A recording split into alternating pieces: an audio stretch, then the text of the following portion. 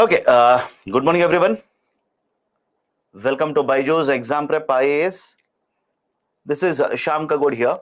Now, before I start the discussion, if there is no issue with the sound, can you give me a thumbs up?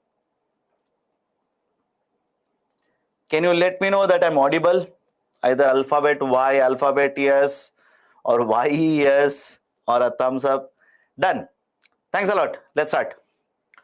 So, from today, we are going to start with a new subject, that is Indian economy. Now, whenever you study about the Indian economy, right, please understand this. First and foremost, for UPSC, that is Civil Services Examination, for both prelims as well as mains, you should know what's the syllabus.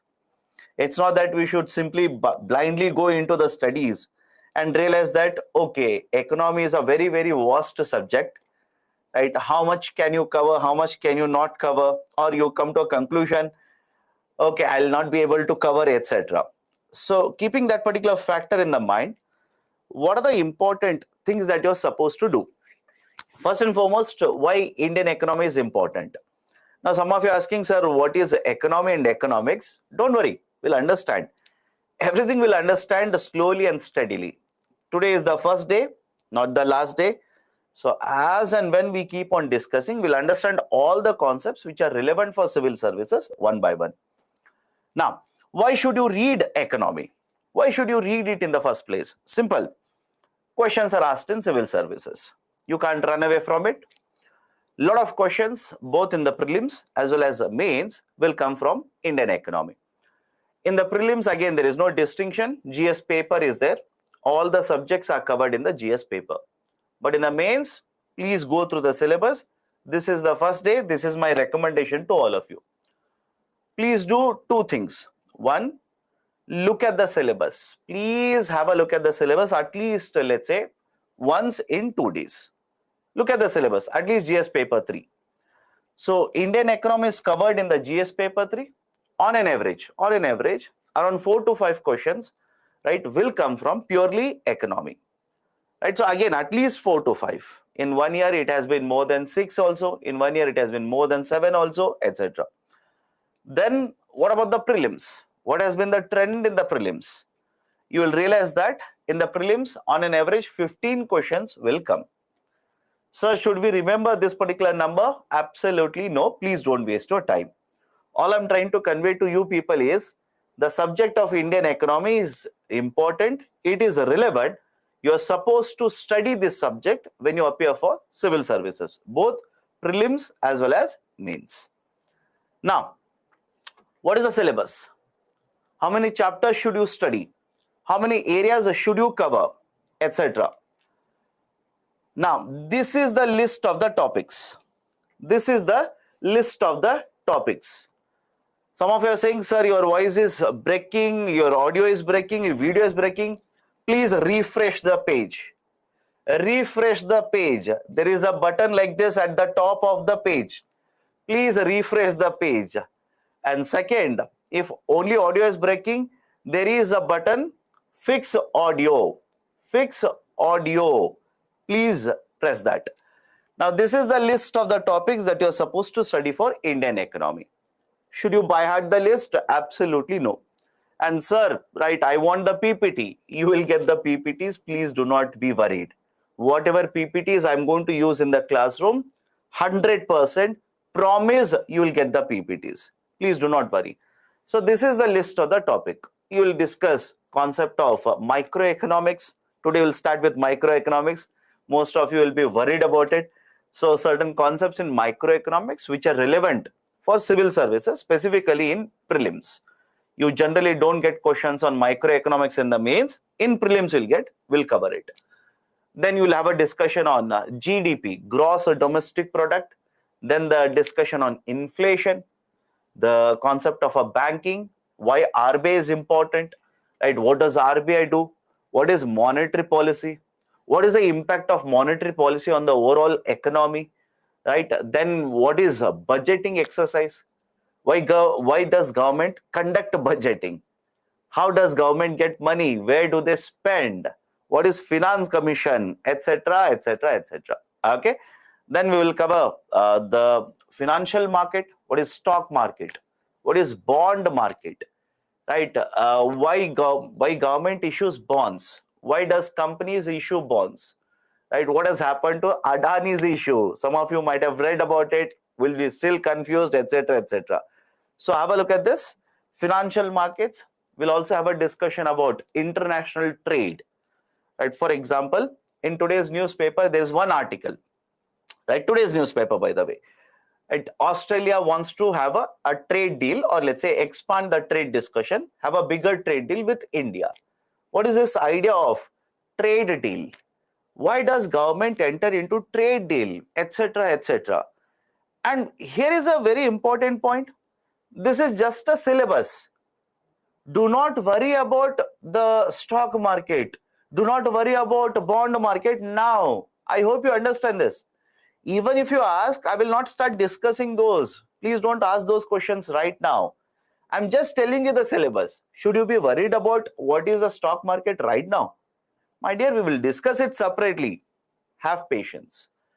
Right? Then what is exchange rate? Right? What is the side of a free trade agreement? What is appreciation? What is depreciation? Right? What is this capital account, current account under the balance of payment? Right? What is the BOP crisis? What is happening in Pakistan? What is happening in Sri Lanka? Can we connect it with what we are learning in the classroom, etc., etc.? Then we'll also have a discussion about agriculture sector. Right? What is this idea of a MSP, minimum support price? I'm pretty sure all of you have come across it in the newspaper. Don't worry, we'll cover it. We'll cover it. Don't have a heart attack early morning. Right? Tomorrow you need to celebrate Holi also. Keep that in mind. So do not have a heart attack right now. I'm not discussing anything. I'm simply telling you what we will discuss in the next 20 plus classes. Right? So what is this MSP? Right? Why does government announce MSP? How many crops are there on which MSP is announced? Is it good? Is it bad? Is it constitutionally protected? Etc. etc. Right? What is warehousing? What is storage? What is food processing? What is National Food Security Act? Why did Government of India announce Pradhana Mantri Garib Kalyan Anna Yojana? Why did it simply merge it with NFSA now? All of these concepts will cover under agriculture. Then we'll also have a discussion on subsidies. Right? What is a subsidy? Why does government provide subsidy in the first place? Right? What are the different types of subsidies? Should the government target some of the beneficiaries, or should simply give it to everybody in India? If they give it to everybody, what is the problem? If they want to target, what is the issue here? What is a reform such as a direct benefit transfer? What is this idea of a e-rupee? I'm pretty sure you've heard of this, e-rupee. Why government is proposing it? What is its importance? Are there any constraint regarding that? What is a World Trade Organization? How it is connected to agriculture subsidies, etc., etc., etc. Okay, right? Then industries and services. At the classification of MSME. What is a service? Why MSMEs are important? Why very recently we are discussing about the globalization reforms in India? Right? What is the importance of the services? What are the constraints regarding this? Why service sectors has grown in case of India in the last 2.5 decades? All these. In addition to this, what is Make in India? I'm pretty sure you've heard of it. What is Make in India? What is a Startup India? Right? Why is the government of India promoting these kinds of, right, let's say reforms? What is the importance of it? Are there any problems with such reforms, etc.? Then we'll have a discussion on infrastructure investment models. Infrastructure and investment models. For example, road infrastructure. Right? All of you heard of Delhi-Mumbai Expressway? Heard of it? You should have read about it because it was there in the newspaper.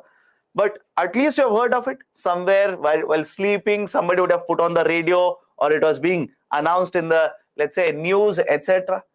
What is the importance? Why does government keep on promoting these kinds of road infrastructure? Right? Port infrastructure, railways infrastructure. Right? What is the importance of all of it? Right? Let's try and understand it. And again, don't have a panic attack later. It's not now, later. Okay. Then we'll have a discussion on concept of special economic zone, foreign direct investment. Can I give you a connection here? There was recently, there was a discussion about Foxconn. How many have heard of this? Is it relevant for UPSC? No, UPSC will not ask you about Foxconn, right? It's basically one of the companies which is associated with Apple company, right? They manufacture Apple products, right? Foxconn has announced to invest and set up an Apple manufacturing plant in Telangana. Although there was a fight, there was a confusion whether they will set up in Karnataka or Telangana. They have clarified they will go ahead and set it up in Telangana. Even in today's newspaper, it is there. So that is basically an example of FDI. Again, don't worry. What is FDI? Later we'll understand. So what is FDI? What is FPI? Is there any difference between FPI and FII? Right? What is this idea of a special economic zone? Right? The public-private partnership, etc. All these are the areas that we will cover under the concept of investment models. And once we are done with all of this, finally, we'll have a discussion about inclusive growth. What is the idea of inclusive growth? In addition to inclusive growth, we'll also have a discussion on employment. Don't you think, looking at the current situation in India, employment is important, or the concept of employment is important, right? What is this idea of a jobless growth? What has the government of India done to promote employment generation in India, etc., etc. Right? After this, we'll also have a discussion about IMF, International Monetary Fund. So this is the list of the topics we are going to cover, right, in the next 20 plus topics. Sir, is it covering mains? Yes. This syllabus that we are going to cover, it is for prelims as well as mains. It is for prelims as well as mains. Sir, any book which is going to cover all of it, very difficult. Very, very difficult. Is there only one book which will cover all of this? Absolutely no. Right? For example, we have given a book. Please use that as a reference book. As a reference book. Please use that as a reference book.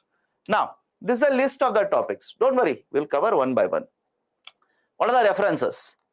I'm pretty sure all of you have gone through the subject of polity.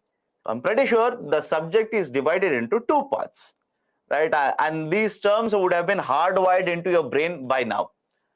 That is, subject is divided into static portion and dynamic portion. Okay, static and dynamic. Static means what is there in the book, what we will discuss in the classroom. And dynamic is obviously the current affairs part. So covering static portion, this is my recommendation to all of you. Many of you are asking me, sir, I'm a newcomer in the sense of studying economics. I'm a fresher in that. This is the first time I'm hearing the term economics. What should I do? For those kind of students, my recommendation will be start with NCERT books. Please start with NCERT books. Right? How many books? There are 4 books. If you can read these 4 books, more than sufficient. And these are not very, very big books also.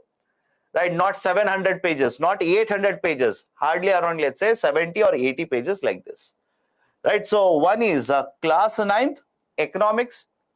Class 10th, understanding economic development. Class 11th, Indian economic development. And class 12th, macroeconomics.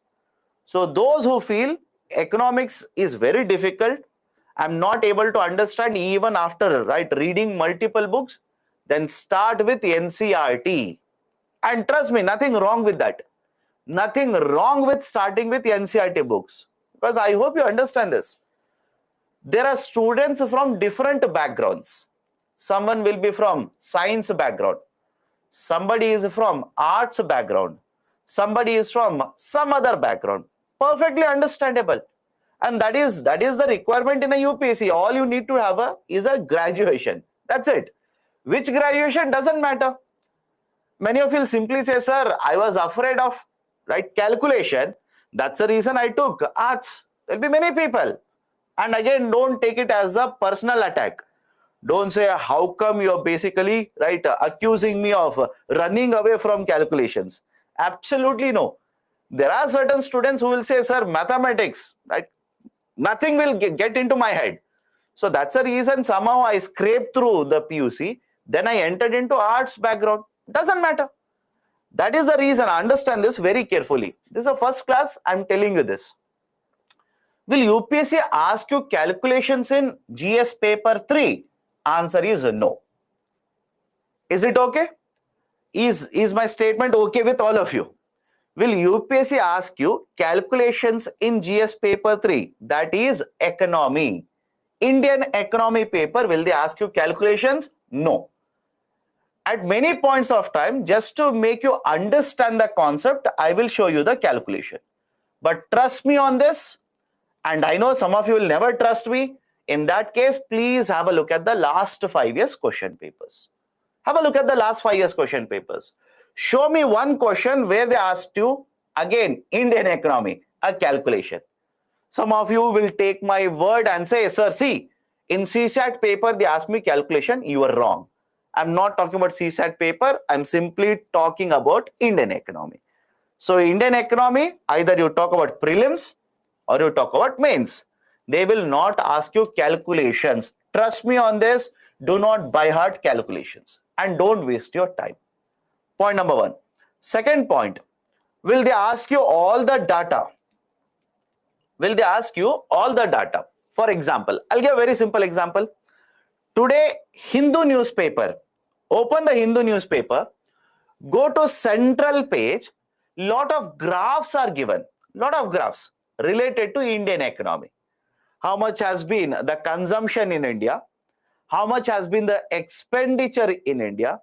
Right? What has happened to this? What has happened to that? Etc. Etc. Etc. Many of you look at those 6 graphs and have a heart attack. And many of you have already started asking me. Do not worry, we will cover it later. The concepts will cover. Graphs are not relevant for UPSC, those graphs. So argument is, should you by heart all the data? Should you keep on simply mugging up every day morning before 6 o'clock? 6 o'clock the class will start. You will wake up at 4:30, right, brush and start by hearting. GDP, GDP, GDP, 1950 was this much. GDP right now is this much. Right, NDP is this much, this much. Please don't waste your time. Absolute waste of your time. What is relevant, right? Focus on that. And what needs to be by-hearted, I will only tell you. Trust me on this. I will only tell you simply by-hearted, I'll say. Why? To understand that, let's say there is a concept. Don't have a heart attack now, I'll write something. There is a concept called as NEER, REER. Do not ask questions on this. I'm not discussing concepts here. I'm simply telling you a point. There are two concepts, NEER, REER. Now, if you want to understand these concepts in detail, you need to take up optional books. Optional books. And trust me, optional books are not small books. These are generally heavy books, 1000 pages, 800 pages, 900 pages, etc. Now, simple question to you. If you want to write, let's say, a GS paper 3 in Indian economy, should you read optional paper for the economics? Answer is no. You do not have to read it. You don't have to look into optional papers. That is not required for you people. That's the reason when I come to this, I'll simply say, do not worry about calculation. Don't enter into conceptual understanding of detail of NEER, REER. Simply by heart, what does it mean? And I'll give you a current affairs example. Try to make you understand through a current affairs example. That's more than required for civil services. Some of you will say, no, sir, I want to study it. I want to learn it.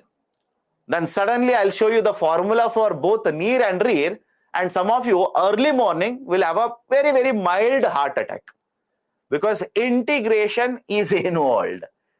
Calculus, one of the dreaded areas, right? One of the most dangerous areas for at least some of you. Some of you will say, I know that. Some of you will say, sir, I love calculus. Great. Some of you will say, sir, what is this? I will show you the symbol of calculus like this. Some of you will have, right, slowly and steadily, right, pain in the chest. Right, don't worry. Will UPSC ask you integration? Absolutely no. Do not waste your time there. So that's the reason. Argument is simple. Argument is very simple here. Should you by heart all the calculations? Should you by heart, right, the concepts, all the concepts, right, for UPSC? Absolutely no.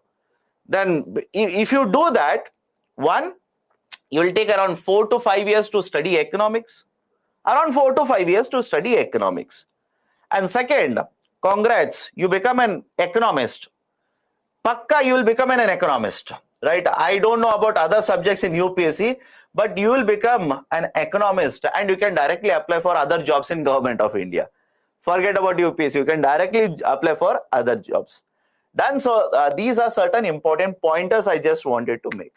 Okay, now NCERT books, if your fundamentals are very, very weak, right, very, very weak, start with NCERT books. Apart from this, we also have given a book, institution book. Please read that, use it as a reference material. Reference. I hope you understand the term reference. I hope you understand the term reference. Use it as a reference material, right? And you also have a tablet, not the other one, right? The Samsung or whatever tablet is there, please use that, right? So use the reference book. You use only one reference book, more than sufficient, right? So understand this very carefully. Use only one reference book, more than sufficient. Because I'll tell you a very simple idea. Day after tomorrow, right, we'll start with a discussion on a concept called as gross domestic product. Not today, day after tomorrow. Now you can read 100 books. They will define the gross domestic product in the same way. Right? Rather than using the term same way, you can say similar way. Somebody will start from here, somebody will start from here, somebody will start from here. But ultimately, all of them will tell you the same thing about GDP. So do not by heart or do not refer to more than one reference book. Waste of your time. Use one reference book. Point one. Point number two, any book that you're using, for example, the book that is given to you, you do not have to read from the first page to the last page. You do not have to read from the first page to last page. Not at all required. Not at all required. All you need to do is focus on certain important concepts, read it. Right? For example, we'll discuss certain concepts. Don't worry, we'll start. We'll discuss certain concepts, read it, that's more than sufficient. Sir, why should I not read the complete book? For a very simple reason. The reference book, you take up any reference book, it will be at least 500 pages. It will be at least 500 pages. Right? Any book for that matter. All those 500 plus pages are not relevant for civil services. That's the reason, please do not read the book completely, not necessary. What we discuss in the classroom, use the book to revise. But more importantly, this is where I cannot emphasize enough with you people. Update your current affairs. This is where I'll be very, very upfront with you. Update your current affairs. As many sources as possible, please use it. Please use this. You want to use multiple sources here? I am the first one to tell you, please go ahead. If you want to use multiple sources here, I'm the first one to say stop. You're wasting your time. Right? Why? Concept is simple. Take up the question papers in the civil services. You will realize that lot of questions that they will ask you in prelims as well as mains will be current affairs based. Is it okay? It will be current affairs based. Right? It is not going to be static based. Here and there, 1 or 2 questions will come from static. I'm not saying they will not ask from static. All I'm saying is they will ask you mainly from current affairs. mainly from current affairs. In that context, how can you prepare for current affairs in economy? One, you can read newspapers regularly. Read newspapers regularly. Sir, I can't read I cannot read the newspapers regularly. Then have an alternative for it. Have an alternative. Doesn't matter what source you are going to use, doesn't matter. For example, sir, I watch your videos. Great. I'm happy for you. Sir, I read magazine. Great. Read magazine. At least ensure that you will read magazine like a ritual. Make it a ritual without fail, without exemption. Read the magazine. Right? So, monthly magazine or daily newspaper, my recommendation is use both of it. Use both of them. Right? There should not be any miss here. Use both of them. Right? Sir, why should I read both? You have read the newspaper every day. Just to consolidate that, you are reading the magazine. And trust me when I say this, sometimes when you read newspaper, and I'm pretty sure all of you, right, the favorite newspaper for all of you is Hindu. I hope you understand. For most of you, your favorite newspaper is Hindu. I know that. Right? Whether some of you will say, sir, it is not my favorite. Agreed. Right? Some of you will say, out of compulsion, I'm reading. Great. Either Hindu, Indian Express, doesn't matter. My only grievance or concern regarding the preparation strategy that you people follow is either you read Hindu, most of you I know you read Hindu, or you read Indian Express. My only grievance regarding this is because you read only one newspaper like this, National Daily, you may not be able to cover all the important economy related articles. I hope you understand my grievance here. Right? Because you are reading only one newspaper, National Daily, you will not be able to cover all the important current affairs articles. Sir, what do you mean by that? I'll give a very, very simple example. Very, very simple example.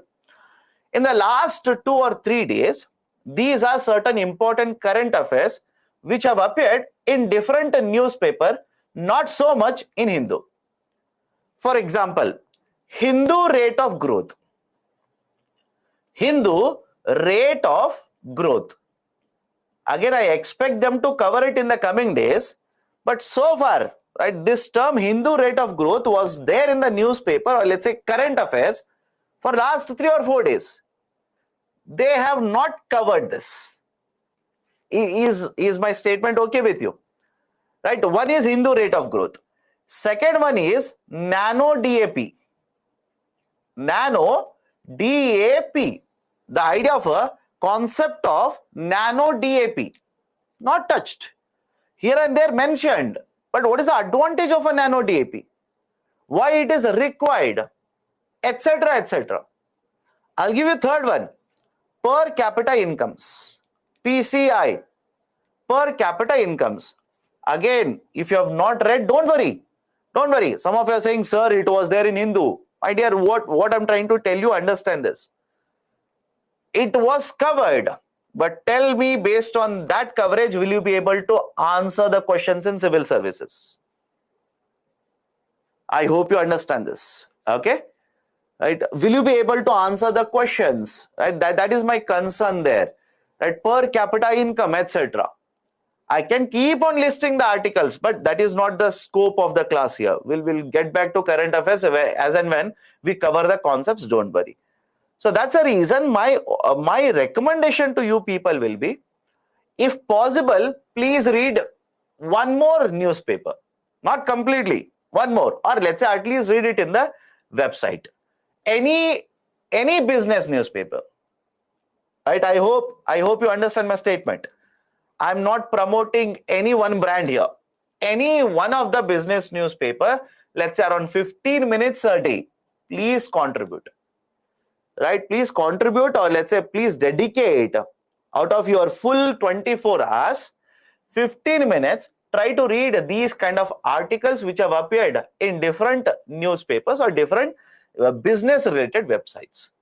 Because yes, UPSC will ask you these kind of questions. Is it okay?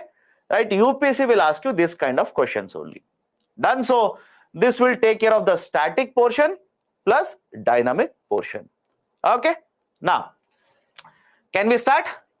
Can we start? We have discussed the syllabus. We have discussed the references, etc., etc., etc. Can we start now? Any problem so far? Okay. Let's start then. We'll have a discussion regarding introduction to economics. Sir, can I read Times of India? My recommendation to you people will be stay away as far as possible from Times of India. Again, I don't have anything personally against them. I hope you understand my statement.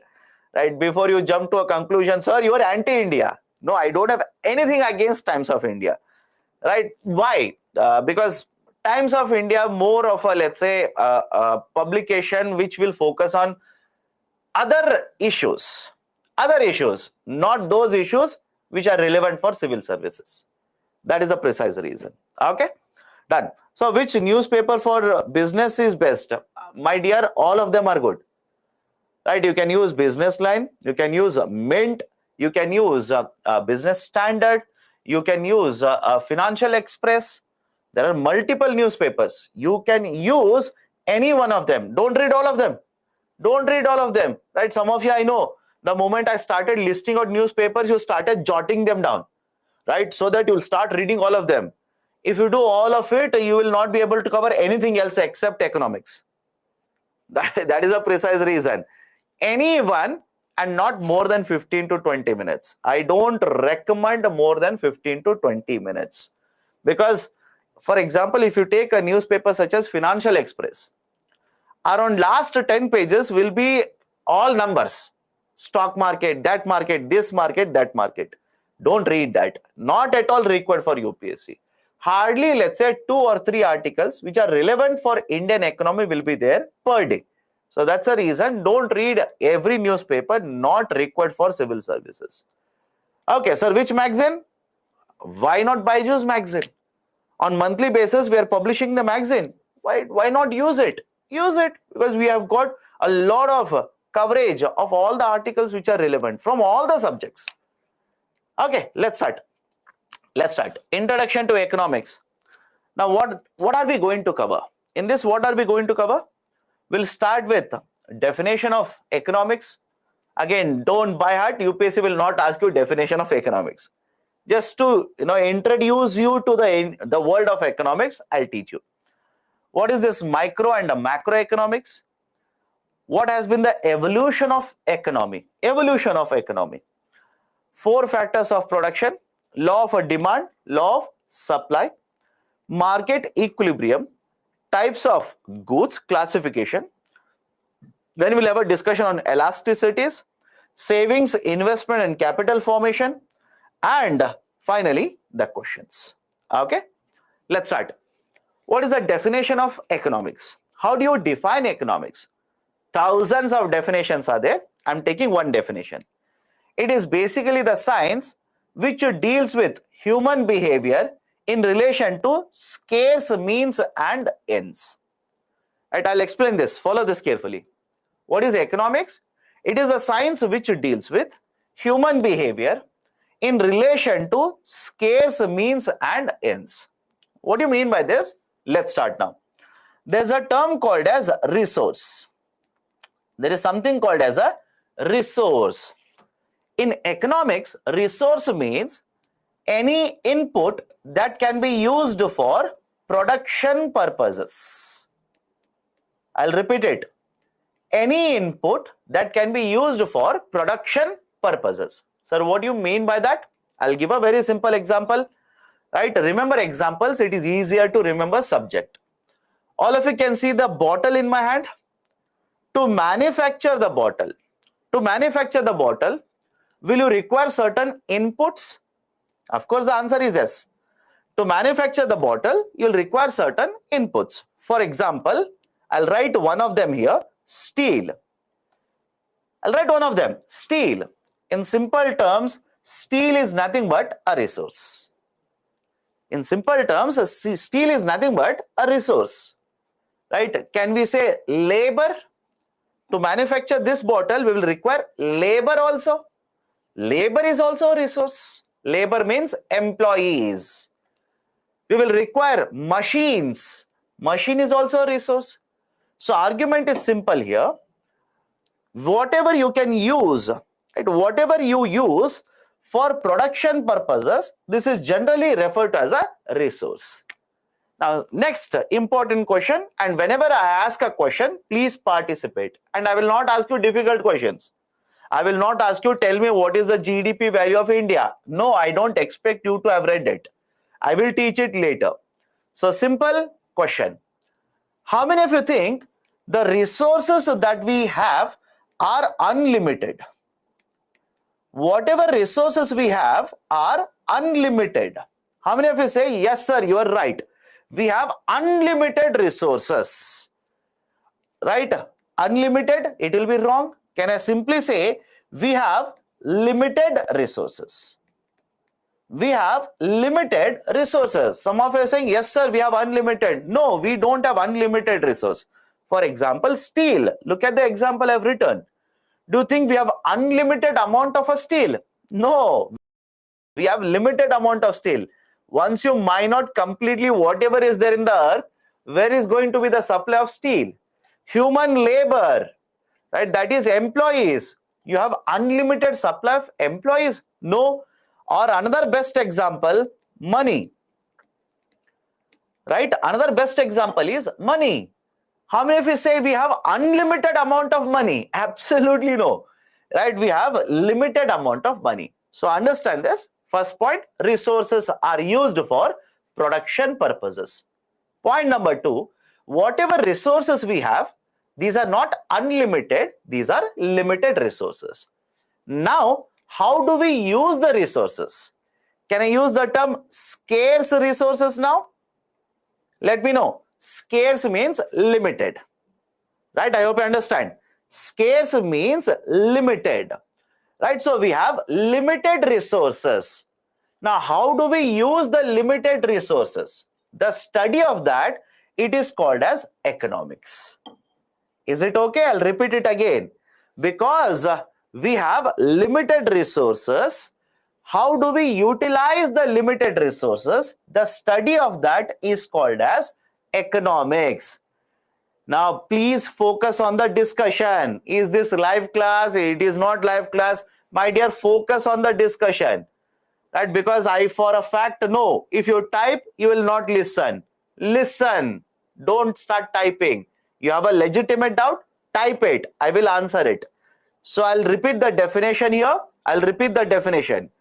The resources that we have are limited, right? Point number one.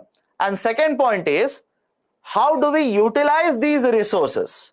Because please understand this, the steel that you can use to manufacture the bottle, can we use the same steel to manufacture, let's say, railway coaches? Done? Any doubts here? Please do let me know. Can we use the same steel to manufacture railway coaches? Can we use the same steel to manufacture a car? Right? Possibilities are there. But the problem here is, if I use, let's say, half a kg of steel to manufacture this bottle, now that steel will not be available for manufacturing of car. That steel will not be available for making utensils, etc. So argument is, because we have scarce resources, how do we utilize the resources to meet certain requirements, to manufacture and supply to the market? That study is called as economics. The study of scarcity. Scarcity means limited amount of resources. How the allocation is done, what is to be produced, all of that study is referred to as economics. Any problem with the definition? Any problem with the definition? Right? Please do let me know. Sir, what about unlimited resources? My dear, you tell me. Will you be worried about sunlight? Right? From morning, let's say 7 o'clock till afternoon, sunlight is available to you. Will you be worried? Will you budget all of it? Again, please understand the logic here. Right? So, whenever you talk about economics, it's always about scarcity. It's always about limited resources. Because the resources are limited, how do we use it? I'll give you a simple example. Think of it now. We are on the 7th of March. Today's date is what? 7th of March. Now tell me, understand this. Now tell me, on the 1st of March, most of you received salary? Most of you have received salary. Now, once you receive salary, some of you will behave as if you are relatives, or let's say you are actually Mr. Mukesh Ambani. I hope you understand. Those who have received salary, right? So those who have received salary on the 1st of March, you behaved as if you are Mr. Mukesh Ambani. That is, you will order food on Swiggy, right? You will go to movie, right? You will eat popcorn in the movie. You will waste some of it. You will get it parceled, etc., etc., etc. But don't you think at one or the other point of time, you will realize that, okay, I have so much amount of money left, and so many number of days are still there before I receive the next salary. I hope you understand this. Right? For example, some of you will start doing now. 23 more days are there. I have X rupees. Will I be able to manage these 23 days with X rupees or not? Now, will you not start allocating the funds correctly? Correctly in the sense, most of you will say, I will not travel by Ola. I will go by metro. Or some of you will simply say, forget about metro also. I will use local buses now. I will use carpooling, etc., etc., etc. Rather than ordering on Swiggy, some of you will simply say, forget about Swiggy. Uninstall Swiggy now. Uninstall Zomato also. I'll start cooking at home only. I will eat 2-minute Maggi noodles, etc. Now, simple question, why?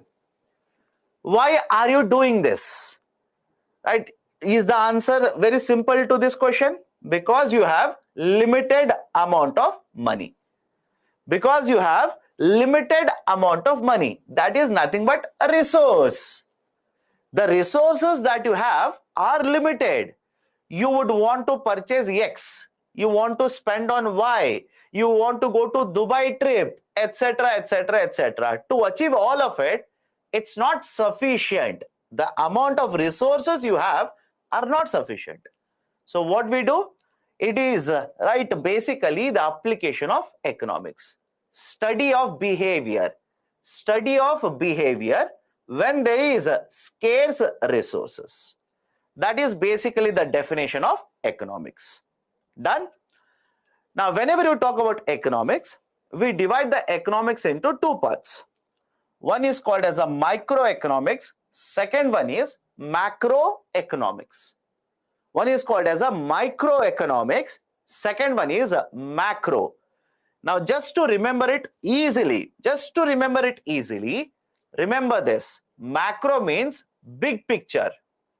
Is it okay? Macro means always look at the big picture. Big picture means, summation of everything. Whereas a micro means you are looking at a very, very narrow region. For example, you would have heard of microscope. At least those science background students will be very happy today.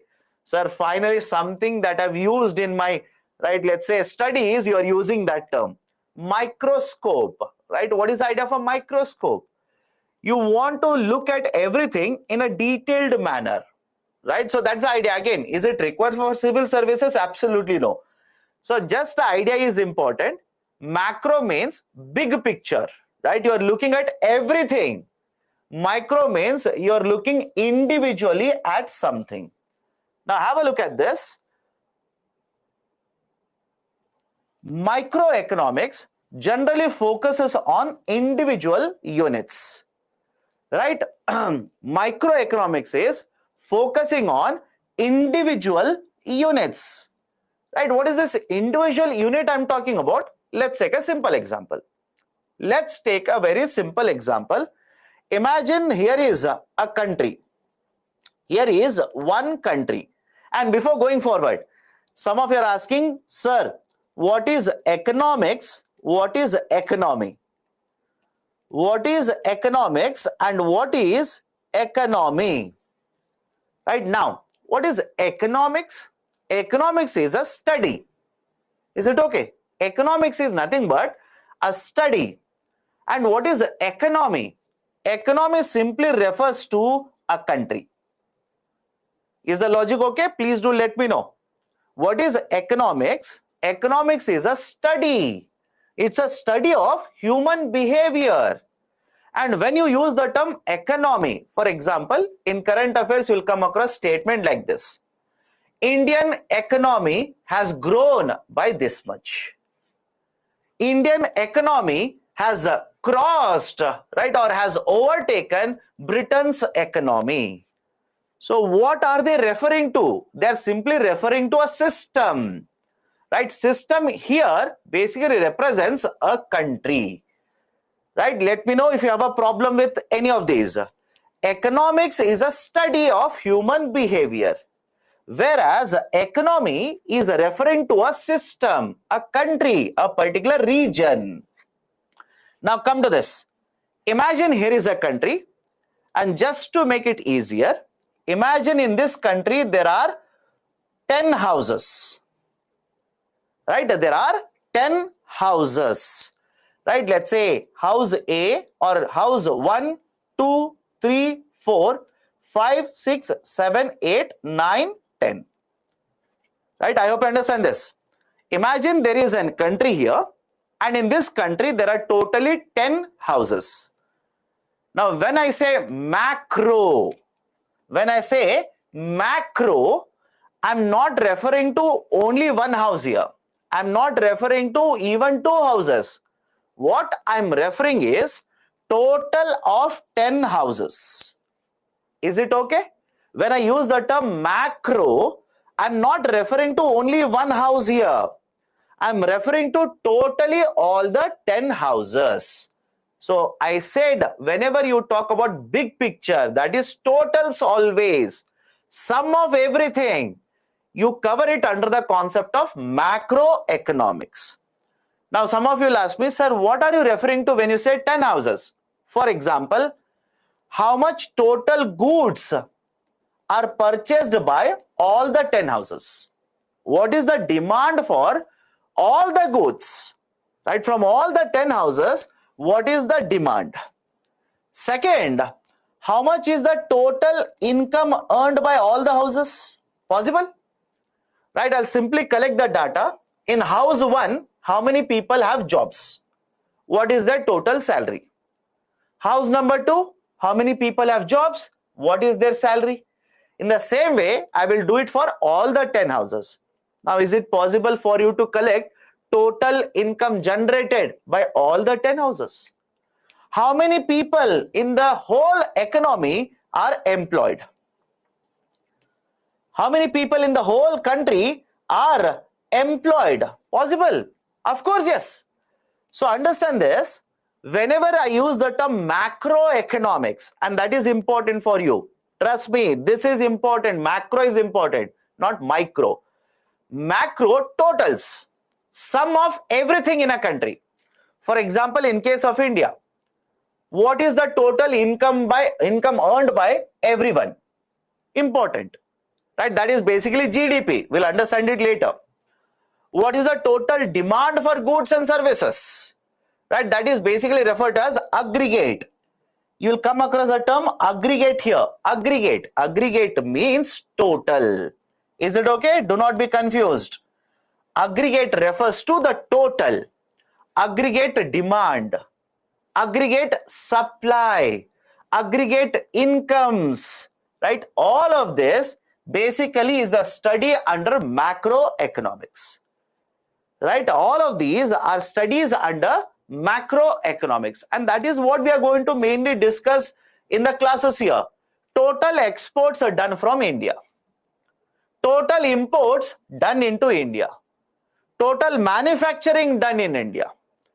Right? Total production of all the goods and services done in India. So macroeconomics. Any difficulty? Now can I focus on microeconomics? What is this microeconomics? Whenever you study individual units, not the sum total, individual units. Sir, what do you mean by individual units? Let's say you're focusing only on one house. You're not focused on all the houses. You're focused only on one house. Now you will study in this house number 1, how many people are employed. Only in house number 1, how many people are employed? How many goods are demanded? That is, what kind of a goods will be purchased by house number 1? Right? What kind of services are purchased by the house number 1? So whenever you focus on the individual units, not the sum total, not the total economy, whenever you focus on the individual units, for example, this company, how much employment it has generated, how many goods have they produced, how much services are they supplying, what is their income. When you study individual units, that is called as a microeconomics. When you study the sum total of everything, the aggregates in the economy, that is called as macroeconomics. Any difficulty in understanding what is micro and what is macro? Now, simple question to you people. Any difficulty, please do let me know. But before that, listen to my question. Whenever you read newspapers, you tell me, in the newspapers, will they discuss macroeconomics or not? I hope you understand. Whenever you read newspapers, do they discuss macroeconomics or not? Most of it is macroeconomics. And someone will say, sir, but they discussed Adani. That's basically a part of micro. Concept is relevant. Don't read about Adani. I hope you understand this. Right? Many of you simply say, sir, I started reading how many companies are there under Adani. Right? Because it was there in the newspaper. I read, right, how many owners are there. I read how much money they have borrowed, etc., etc., etc. That is not relevant for UPSC. You are simply wasting your time. Not at all relevant. So again, have a look at this. What is the definition? My dear, first line itself is the definition. The first very line in this table is the definition. Microeconomics is a study of individual units in the economy, whereas a macroeconomics is a study of the total, that is the whole of the economy. And I hope you understand, when I use the term economy, it should be very clear to you. For example, in case of India, if I find out how much is the total production of steel, macroeconomics. If I find out how much is the total exports are done from India, macroeconomics. Total imports are done into India. Total income earned by every one of us. All of this is macroeconomics. Right? But whereas if I start studying individually companies or houses, etc., that is microeconomics. Done? Let me go to the next one here. 4 sectors. That is what I'll discuss. That is what I'll discuss now. Right? Again, whenever I'm discussing like this, I know some of you have already done economics. Based on the questions you ask, I can come to know you are done with economics. Based on the answer you provide, I also know you have done economics. So have some patience. Have some patience. Some of you are asking fertilizer subsidy. I'm discussing microeconomics. Your question is on fertilizer subsidy. Should I stop discussing this and answer that? So again, right, I'll be very upfront with you. You should have patience with the subject. This is the first day. Do not expect that you will cover everything in Indian economy today itself. That will be a very, very wrong approach as far as I'm concerned. Let's start. Now, whenever you talk about macroeconomics or even economics for that matter, what we do is whatever resources are there, right? I'm using the terms that I've already covered. Whenever you talk about economy like this, whatever resources are there, we will divide the resources into 4 types. Is it okay? I'll repeat it again. Whatever resources are there in the economy, we will divide these resources into 4 types. And this classification of division of the resources into 4 types is referred to as 4 factors of production. Is it okay? I'll repeat it again. Right? We have discussed concept of a resource earlier, meaning of the term resource.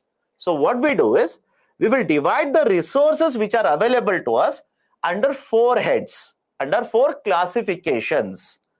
Rather than using the term classifications, they will use the term factors.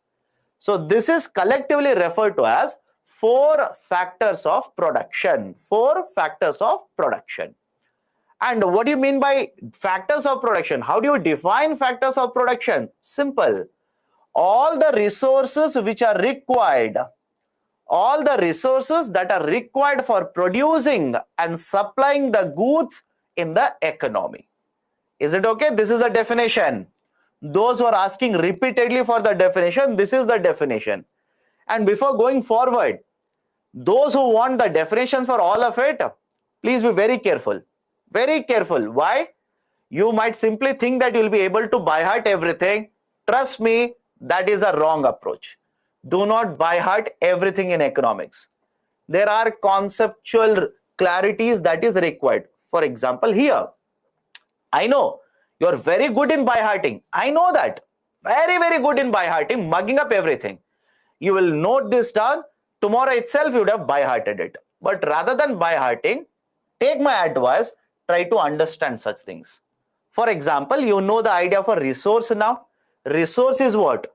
Resource is anything that you use to produce goods in the market. So what I'm saying is, the idea of a resource, we will take all these resources, divide them into 4 types. And those resources which are used as inputs and divided into 4 types are referred to as factors of production. And what about these 4 factors of production? One is land, second one is labor, third one is capital, fourth one is entrepreneurship. Is it okay? Right? One is a land, second one is a labor, third one is a capital, fourth one is entrepreneurship. Right? So, what is a good? A good is a product. This is a good. All of you will agree? Any difficulty? Right? This is a good. This is a product. Goods are manufactured, sold in the market to earn money. Simple. Right? So, understand the logic here. So, there are 4 factors: land, labor, capital, and entrepreneurship. Right? Let's go one by one. First and foremost, don't you think there should be a person who will start a business? Simple question to all of you. There should be a person who will start a business, who will start, let's say, manufacturing of a product, who will start providing services to you, who will set up a company, hire employees, etc., etc., etc. Any difficulty in understanding this? There should be someone who is ready to invest. Point number 1, who is ready to invest, take a risk in the market, employ a lot of people, hire people, purchase a machine, produce goods and sell it in the market. The person I'm talking about is referred to as entrepreneur. I'll repeat it. The person I'm talking about is nothing but the term entrepreneur. That is, entrepreneur is the person who is going to invest, take a risk in the market, produce goods and sell them in the market. Now tell me, if you are taking risk, if you are investing money, why? Why are you doing? What is the reason you are ready to take a risk? Why? What is the reason you are ready to invest and sell the goods in the market? All of you will agree to earn profits? Any difficulty in this? Right? Some of you are saying, sir, to get good life. And I believe good life means profit here. Right? I'll make a very liberal interpretation here. I believe when you say to have a good life, you mean profits. So have a look at this. The logic of economics, whenever you talk about investment, whenever you talk about private sector, etc., etc., all of them invest for only one reason: profits. They are investing in the market only to earn profit. Otherwise, nobody is going to make an investment. Again, I'm talking about private sector here.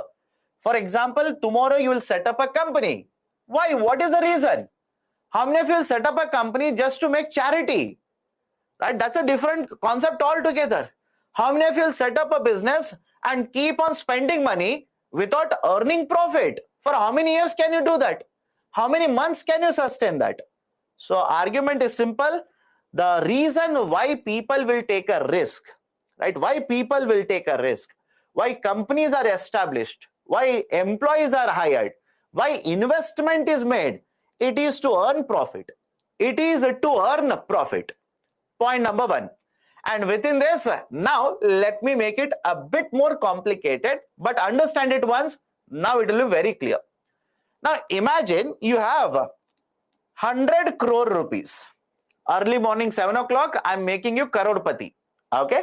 Imagine you have 100 crore rupees. You will take all this 100 crore, set up a company. Right? Set up a company. Now you will invest, purchase machines, hire me to work in your company, etc., etc., etc. And you will produce the good, sell the good, and let's say the company earns a profit of 2 crore rupees. The company earns a profit of 2 crore rupees. Now, simple question, think of it. Who should get this 2 crore rupees? Company earns a profit of 2 crore rupees. Who will get this particular 2 crore rupees? To whom the 2 crore rupees should belong? All of you will agree when I say it should be you. You are the owner. Is it okay? It should be you. You are the owner. Hence, you should get 2 crore rupees. Remember this. Remember this, right? You only have answered. I'll take a screenshot and send it to you now. Okay. So remember this. You only have told me, right? The company has earned a profit of 2 crore. That 2 crore rupees should go to whom? It should go to the owner, right? So remember this. We will use it later. Now come to the first factor of production, land. What is this idea of a land? Simple.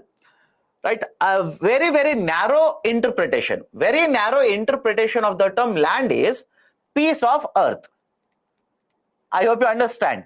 Very, very narrow interpretation. Narrow means if you look at the term only land, right? If you type it in the Google or if you open Oxford Dictionary and see, land means it's a piece of earth. But when you talk about resources here, when you talk about resources in economics, land, whenever you use it, right, it is more than piece of earth. It's not just piece of earth. It is more than piece of earth. For example, what purpose or for what use can you use this land? For what purposes can you use the land? You will mine out minerals. All of you will agree? You will take out minerals. You will basically mine out. Mine out means you will dig the minerals from the earth. You will also use earth for agriculture production. You also use the earth for agriculture production. And some of you will say, sir, I will not mine also. I will not use it for agriculture. What I'll do? I will use the piece of earth to set up a factory. To set up, let's say, a company. To set up a manufacturing facility. So understand the logic here. Understand the logic here.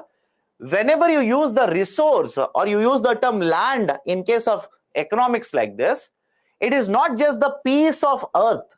It is for whatever purposes you can use it for. And how do you define it? Simple. Any natural resource that you can get. Any natural resource that you can get, it is referred to as a land. Can I go forward here? Let me know. Right, one factor of production that I've covered is entrepreneurship. Entrepreneurship means what? Anybody who is going to start a business. Anybody who is going to set up a company. Right, that is an entrepreneurship. That is one resource. Second resource is a land. Land means anything that is naturally available to you. Agriculture, even if you don't cultivate, right, automatically agriculture will happen. It has happened, right, since time immemorial. right? So agriculture, mineral resources, etc., etc., right? That is land. Come to the second factor here, labor. What is a labor? It is employees. Simple. It is nothing but employees. Labor is nothing but people, right? People who will be hired by the companies, and it is these people who will produce goods and services, or will help in producing goods and services. That is one more resource. And finally, capital, right? The final factor of production is capital. Understand this carefully. Many of you will get confused here. Capital, generally we will use the term capital to represent money. Generally, a very narrow interpretation is capital is nothing but money. All of you will agree? Capital is used in the context of money. Let me show you an example. Right? Can you see a piece of paper? Again, it's not literally a piece of paper. 200 rupees in my hand. 200 rupees. Right? Now tell me, can this 200 rupees, again underline the term, can this 200 rupees produce any goods? Is it okay? Right? Think of it. Think of it. Can this 200 rupees, again, some of you are confused. Right? If I ask you, so those who are saying yes, if I ask you how 200 rupees can you produce the goods, you will tell me, sir, I will purchase a machine. But that is not the question. My question is, can you use the 200 rupees to produce this pen? I hope you understand this. Can you use the 200 rupees to produce a pen here? No. But look at the second example. You will use the 200 rupees, purchase a machine. Can you use the machine to manufacture the pen? Now it will be correct. I hope you understand this. Can you use this 200 rupees, purchase a machine, and can the machine be used to produce the pen? Of course, yes. So understand the logic here. Whenever you come across the term capital, most of the times they will simply use the term capital to represent money. But a very broader meaning of the term capital is anything that has been produced by us, point one, anything that has been produced by us now, which will be used to produce something else. I'll repeat it, right? Understand this carefully. Anything that has been produced by us, now this will be used to produce something else. Can I give a very simple example? A company will manufacture a machine. A company will manufacture a machine. Or is there anyone in the classroom who says, sir, machine is available naturally? Anybody? Sir, machine is available naturally. If your argument is machine is available naturally, two things. Tell me which machine. And second, if it is available naturally, it will be part of land. But all of you know this. The term machine represents a product which is manufactured by us. Now, is it okay if I say this machine that is there here will be used to manufacture bottle that I'm holding in my hand? The machine will be used to manufacture the bottle which is there in the hand. This machine is referred to as capital. Is it okay? The machine is referred to as capital. So a manufacturing facility, right? The other infrastructure, right? The factories, machines, all of them are basically referred to as capital. Any difficulty in any of the four factors of production? Please do let me know. Any difficulty?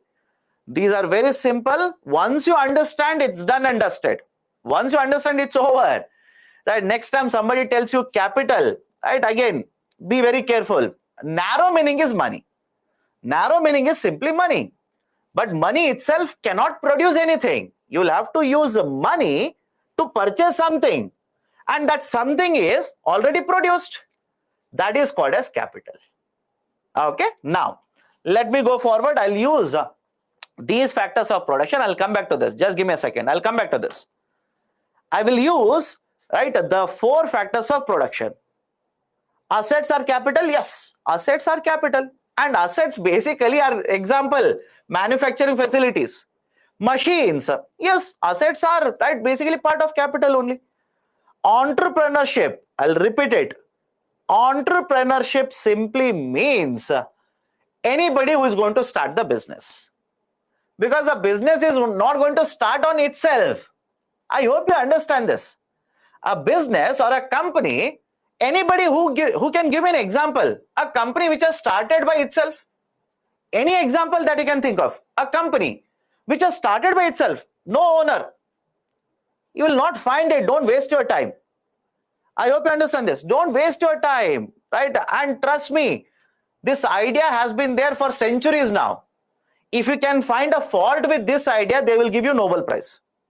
Guarantee. Directly they will take you, make you sit on that chair and they will give you Nobel Prize. So don't waste your time, right? Just take it as on the face value itself, right? So anybody who will start companies, they are referred as entrepreneurs. Done, right? Capital is nothing but a good which is produced by us, which will be used for further production, right? Is it okay? I'll repeat it. A good produced by us, which will be used for further production. For example, any machine that you can think of has been produced by us, and understand this machine will be used for producing other goods. That is basically capital. Piece of land is an asset. My dear, again, why do you complicate everything? Piece of land is naturally available. You do not manufacture land. If you are manufacturing land, please do let me know. I will notify Government of India. I will notify Government of India because they want land for cultivation of crops. We want land to mine out resources. Please do let me know. So again, do not complicate everything, right? Go point by point. Anything that is naturally available to you, anything that is naturally available to you is land. Okay. Now, factors of production, 4 factors of production. 4 factors of production: land, labor, capital, entrepreneurship. Now understand this carefully. All the 4 factors of production are supplied to company. Is it okay? All the 4 factors of production are supplied to the company. Now let me ask you a very simple question. A company is there. You will work in the company. You are providing labor services to the company. Do you expect something in return from the company? Let me know.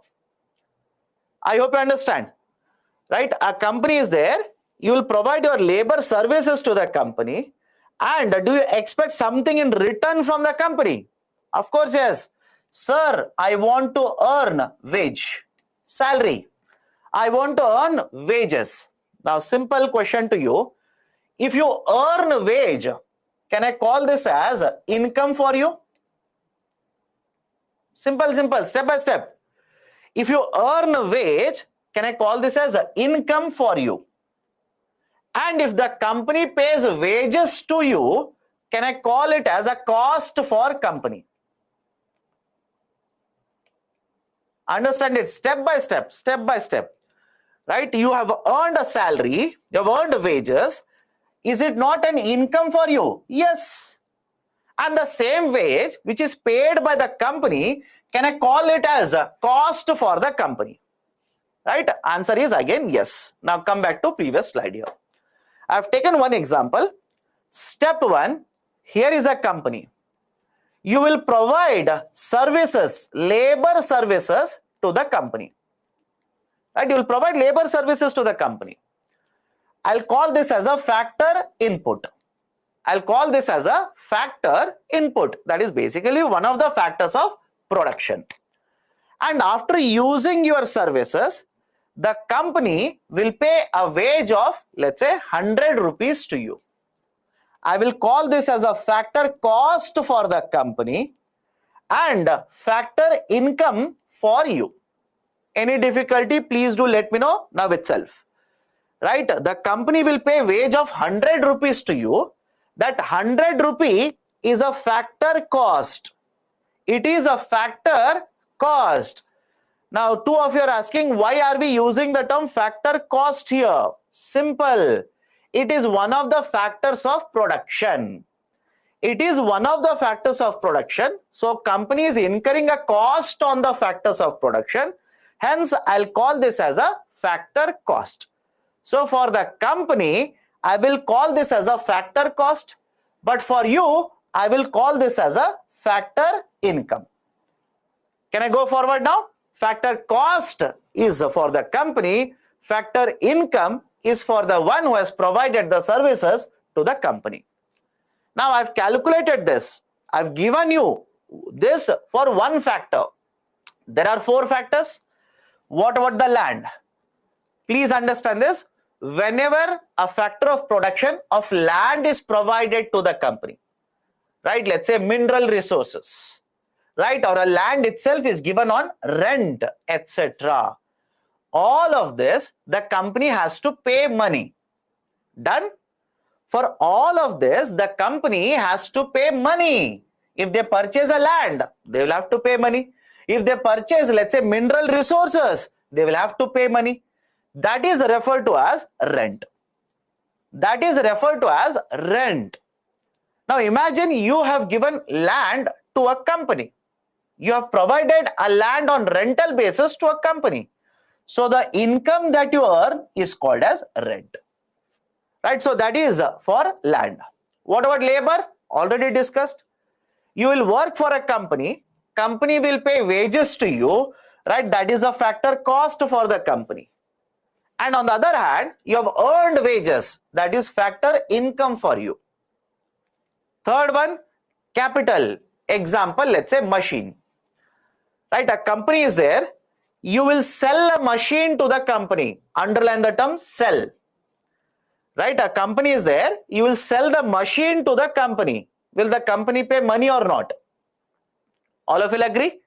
Will the company pay money to you or not? Right? Of course, yes, they have to pay.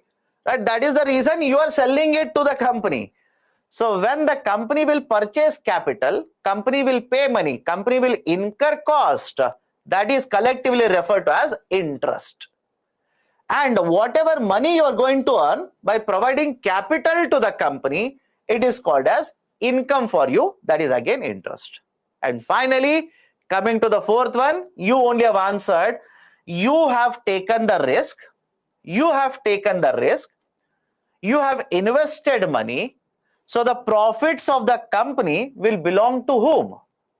Profits of the company will belong to the owner of the company. Right? So the profits of the company belong to you. So that is your factor income.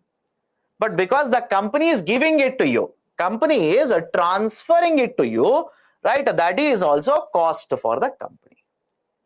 Any difficulty in any one of them? 4 factors are there, right? Land, labor, capital, entrepreneurship. Again, I'll repeat it. Please follow it. Follow the discussion. Most of you will use the term interest literally. Sir, I gave a loan. I earned interest. Are you talking about it? No, my dear. Understand this. You will supply, let's say, mineral resource to a company. You will give land, right? You will give land to a company. Will the company pay money to you? Simple. Will the company pay anything to you? Of course, yes. That is basically rent. That is basically rent, collectively referred as rent. Second one is labor. You will work for a company. Company has to pay something in return to you. They will pay you wages. That is wages. Because company is paying, it becomes a cost. You are earning, it becomes an income. Third one is capital. Imagine you will sell a machine to the company. Machine is capital. Understand the term capital first. Capital is anything that we have created, we have produced, which are used for further production. That is capital. So you have produced a machine. You will sell the machine to me. I am the company. Will I simply take it? Will I not give you anything in return? Of course, yes, I will pay you money. That is called as interest. So because the company is paying cost, you are earning, it is income. And finally, entrepreneur, right? The owner has taken the risk, has invested money, should earn profit. So whatever are the profits of the company, it goes to the owner, because the company is giving the profits to the owner. It is a cost for the company. It is a income for the owner. Right? So factor cost, factor income. A simple question to you people. Imagine the company has manufactured this bottle. Look at it. Imagine the company has used labor, company has used machine, company has used land, company has also used entrepreneurship. Company has manufactured the bottle. Is it okay if I say the price of the bottle will be dependent on all of these expenditures? I'll repeat it. The price of the bottle, whatever the price, 100, 200, 500, 5,000, doesn't matter, right? This expenditure on the bottle or the price of the bottle will be determined by all of these. Okay, remember this, we'll use it tomorrow. No, again, not tomorrow, right? Day after tomorrow. Okay, again, interest. My dear, can you understand what I'm saying? Do not take the literal meaning of interest, because you are stuck up in banking. You are stuck in banking. Sir, I kept FD. I earned interest. Are you talking about it? No. I am saying, I'll repeat it. At least understand now. This is the third time I'm telling this. You want to manufacture the bottle. You will purchase a machine. Purchase. Underline that. So when you purchase a machine, you will pay money. That money is interest. I hope you understand this. Right? That money is interest.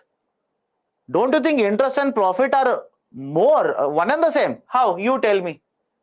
You are paying for a machine. You're basically purchasing a machine to manufacture the bottle.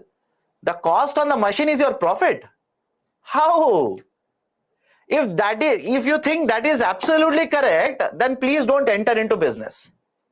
Please do not enter into business then. Okay? Next, right? So concept of evolution, right? This is 4 factors of production. We'll use it. Don't worry. We will use it multiple times. Now let's have a look at the evolution of economics, capitalism, socialism, and mixed economy. Capitalism, socialism, and mixed economy. And by the way, before I start, let me give you examples. India is an example of mixed economy. India is an example of mixed economy. Right? Remember this. In 1948, Government of India came out with a policy after independence. In 1948, Government of India came out with a policy and said, India will be a mixed economy. Now, what is a mixed economy? We'll understand. That is what we are trying to do. Some of you are typing, sir, what is mixed economy? I'll start, my dear. Have patience. India is an example of a mixed economy. Right? Any example of a capitalistic country? Capitalism. Right? Understand this. Today, you will not find any country which is 100% capitalistic. I'll repeat my statement. You can search later. You will not get 100% capitalistic. What you can find is there are countries which are following, right, mostly the model of capitalism. Example, USA. USA is said to be very close to capitalistic, but please understand, not capitalist, not 100% capitalistic. Why, you'll understand in some time. Next, there is another idea of a socialism. Example of socialism. Is any country 100% socialistic today? Again, the answer will be no. 100% socialistic you will not find. But earlier examples, USSR, Soviet Union, Venezuela, or for that matter, Cuba. Venezuela, Cuba, socialism, Cuba, USSR, China, right? Many decades ago, not today, many decades ago, right? These are the examples. Again, please understand this. We'll go one by one, understand all the 3 models of economy. What are the advantages? What are the disadvantages, etc. We'll understand it. Let's go one by one. Right? North Korea, my dear, North Korea is more of a dictatorship. North Korea is more of a dictatorship. Let me start with capitalism. Let me start with the idea of a capitalism. Now, earlier we discussed factors of production, right? What do you mean by factors of production? I'll start using short form now. FOP, factors of production. Factors of production are nothing but resources. All of you will agree? Anybody who has a disagreement here? Right, we have been using the term resources multiple times now. Factors of production is nothing but resources. Now, please understand this. Whenever you talk about resources, what is the use of a resource? You want to decide what you want to produce.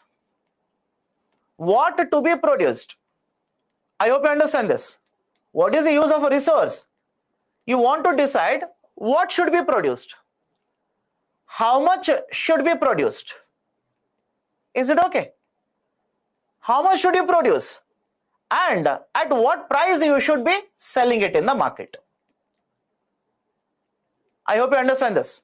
These are called as central problems. Central problems. Right? Anytime you talk about resources, what is the use of a resource? You want to decide what you want to produce, how much you want to produce, right? To whom you want to sell. That is where you want to sell, at what price you want to sell. Now focus on this very carefully. If all of these questions, the answer to these questions is private sector. For all the questions, the answer is private sector. Meaning what? What goods should be produced? Private sector will answer it. How much goods should be produced? Private sector will decide it. At what price it should be sold in the market? Private sector will decide it. That is called as capitalism. Is it okay? Right, so again I'll repeat it. Right, what to be produced, how much to be produced, at what price it has to be sold, all of these questions are answered by the private sector. That model is called as capitalism. Right, can I give it in a form of a statement? The private sector ownership of resources will be allowed. Right, it is the private sector which will own the resources, right, which will control the allocation of resources, which will decide what to be produced, how much to be produced, at what price to be sold, etc. That model is called as capitalism. That model is referred to as capitalism. Now, in case of capitalism, there is always this freedom. Freedom of what? Because there is a demand and a supply. Understand this. Because there is a demand and a supply, that is, there is a freedom of consumption. In capitalism, you can decide what you want to purchase because you have a lot of money.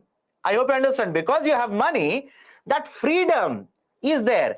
And please understand this. Because there is money, you will be able to purchase in the market. If you do not have money, they will not sell it to you. Everything is about money here. People have money. People will demand for goods and services. The private sector will produce and supply these goods and services. So there is this idea of a freedom of choice, freedom to purchase goods, freedom to demand goods, freedom to decide what you want to eat, etc. That kind of a freedom is there in the capitalism. Role of the government is very much minimal in the market. Government is basically to provide licenses, provide approvals like this, and if required, provide certain required services. Right? For example, right, let's say water supply, electricity supply, right, or let's say the public safety, right, the defense, etc. So generally the role of the government is very minimal, very limited. In the capitalism, role of the private sector is very high. It is right the private sector which will control the resources in the capitalism. Okay, and what is the use? Why are they doing all of it? Right? Why are they doing all of it? It is basically to earn profits. Right? Everything is surrounding profits itself whenever you talk about profits. Whenever you talk about private sector. Now, what are the merits? What are the merits of private sector, or what are the merits of having a capitalism model?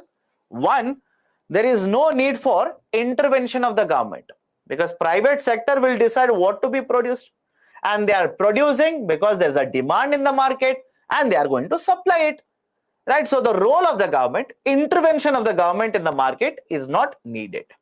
Second, right, don't you think private sector, if they are utilizing the resources, that is land, labor, capital, etc., the efficiency will be very high in the economy. I hope you understand. If the private sector is utilizing the resources, the efficiency of utilization will be very, very high. If you do not agree with me, if you don't agree with me, right, you only look at the kind of services provided by private sector in India and the government of India. Healthcare sector, education sector, right, who is providing or who is utilizing the resources very efficiently to provide services to you? Of course, the answer has to be private sector. And again, they are not doing a charity here, right? Some of you will say, but they are charging, because ultimately they want to earn profit. It runs on profit. That's the only reason. Market becomes very, very efficient because there is a demand, there is a supply. If the demand changes, supply automatically will change. For example, sir, what do you mean by that? Imagine, understand this. Imagine you are producing the bottle. If the demand for the bottle in the market is, let's say, 100 units, will you produce 2000 units? I hope you understand this. If the demand for the bottle in the market is, let's say, 100 units, will you produce 2000 units? If you say yes, please don't enter into business. Answer should be no, right? Why? It doesn't make any sense. If the demand is only for 100, why will you produce 2000? I hope you understand this, right? So market becomes very, very efficient because of supply and demand forces, right? Growth can be achieved, that is, employment increases. Investment is done by the private sector. They will invest a lot of money in research and development. They want to acquire the customers. They will provide a lot of quality services to customers, right? Production increases. That is the basic idea here. Consumer will be given importance. Customers, right, are given importance. Investment in research and development is higher. They will create new technologies. They will implement better technologies, etc., etc., etc. Done? These are the merits. What are the demerits? 1. Concentration of wealth. First one is concentration of wealth. What do you mean by concentration of wealth? Please understand. Rich will keep on becoming more rich. Poor will remain poor. Simple. Rich will keep on becoming rich and poor will still remain poor only. Right? Will it happen? It's a very simple idea. Will it happen? Yes, of course it will happen. How? How is that possible? Right? Imagine here is a businessman. Imagine here is a businessman. The businessman has invested money, set up company. Now tell me, profits, don't you think will go to the business person here? Right? The profit will go to the businessman. Right? What about other people in the economy? They will earn wages. They will earn salaries. Right? So rich will continue to grow rich. Poor will continue to remain poor. So that gap, right, the assets which are held by the rich, they will keep on increasing, and that gap that exists in the economy will always keep on increasing. Now, if you do not understand it, I'll give you a simple example. Please do not write it in the exam. Please check what has happened to the wealth of Mr. Ambani in the last 4 to 5 years. Mr. Adani in the last 4 to 5 years, or for that matter, Tata in the last 4 to 5 years. So argument is simple. People who have money have invested, they will get the profit, they will continue to grow rich. What about poor people? They will continue to remain poor. Okay, so concentration of wealth. Income inequality, right? People who are at the highest level, let's say CEOs, board of directors, or executive directors, vice presidents, don't you think their salaries will be very, very high? Salaries are very, very high. But what about other people? Right? People who are working on day-to-day basis, rickshaw pullers, painters, etc., etc. So the income inequality, inequality means what? Gap in the incomes. So income inequality will also be very, very high. Harmful goods will also be produced in order to earn profit. Private sector is not worried about your health. I'll give a classic example. Alcohol. Alcohol, guns not for defense, guns for individuals. Alcohol, guns, tobacco products, etc. Right? So a lot of these goods which are harmful for the people will be produced because the private sector wants to earn profits. Class conflict. Class here means rich class and poor class. Right? Rich class wants to invest money, want to earn more and more profit, increase their wealth. Poor class, they are worried about their day-to-day requirements. Right? Will I earn sufficient to take care of food requirements or not? Will I earn sufficient to put my children into school or not? So both of them, right, have a different requirements altogether. So rich people want to earn more profit, want to become more wealthy. Poor people want to take care of their day-to-day requirements. So because their orientations are different, because their requirements are different, both will have always a conflict. Conflict in the sense, again, they will not start fighting. There's a conflict, ideological conflict in the economy because their requirements are completely different. Business cycle, right? There is a concept of business cycle. I'll not discuss it now. I'll cover it when I take up the next chapter, that is the idea of national income. I'll discuss this. I'm not saying I'll not discuss it. For that, I need to discuss idea of a GDP first. I need to tell you what is the GDP growth, right? How GDP is calculated, etc. That's a reason we'll cover it under the chapter of national income, right? So these are some of the issues under the capitalism. Most of you are worried about the break. My dear, focus on the discussion. Don't worry about the break, right? Again, I do not understand. Focus on the discussion. Break anyways will be given. Focus on the discussion. How the government of the country will grow if the profit is only for individual? Taxes. Don't you think government of India will earn lot of taxes? They will earn lot of taxes, my dear. Please understand this. Growth, right? What is this growth? Growth simply means increased production. Increase the production in the country. If private sector will invest, right, they will produce a lot of goods and services. Increased production. Please repeat capitalism once again. Which point? Which point? If you say repeat capitalism, are you talking about complete capitalism? Which point you tell me?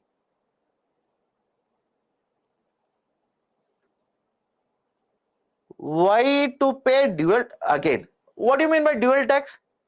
Where have you found dual tax? You tell me. Again, I know that you have an economics background, right? The moment you use the term dual tax, I will understand, okay, you have an experience, you already have a background in economics. But tell me, where is a dual tax? Business cycle, right? I will not cover it now. Right? I hope you understand when I say this. It is written in the slide also. But even then you will ask a question. It is there in the slide, my dear. Did I discuss business cycle? I said there is a concept of business cycle. I will cover it under the national income. I'll not cover it now. I'll cover it under national income. Okay?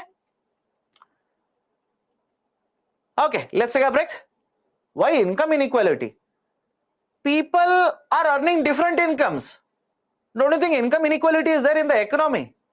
For example, what is your salary? Do you think everybody earns the same amount of salary? That is income inequality. Okay? Okay, so let's take a break now. Let's take a break. 7:45. I'll have a discussion. Again, I'll restart the discussion at 7:45. Okay, 7:45. Please join back again at 7:45.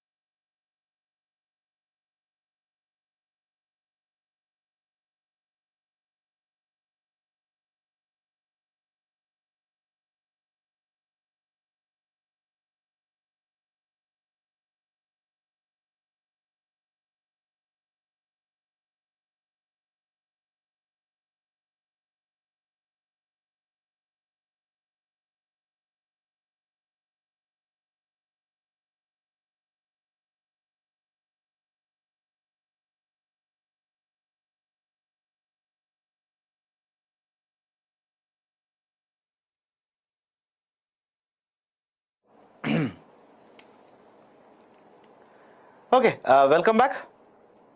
Am I audible? Am I audible?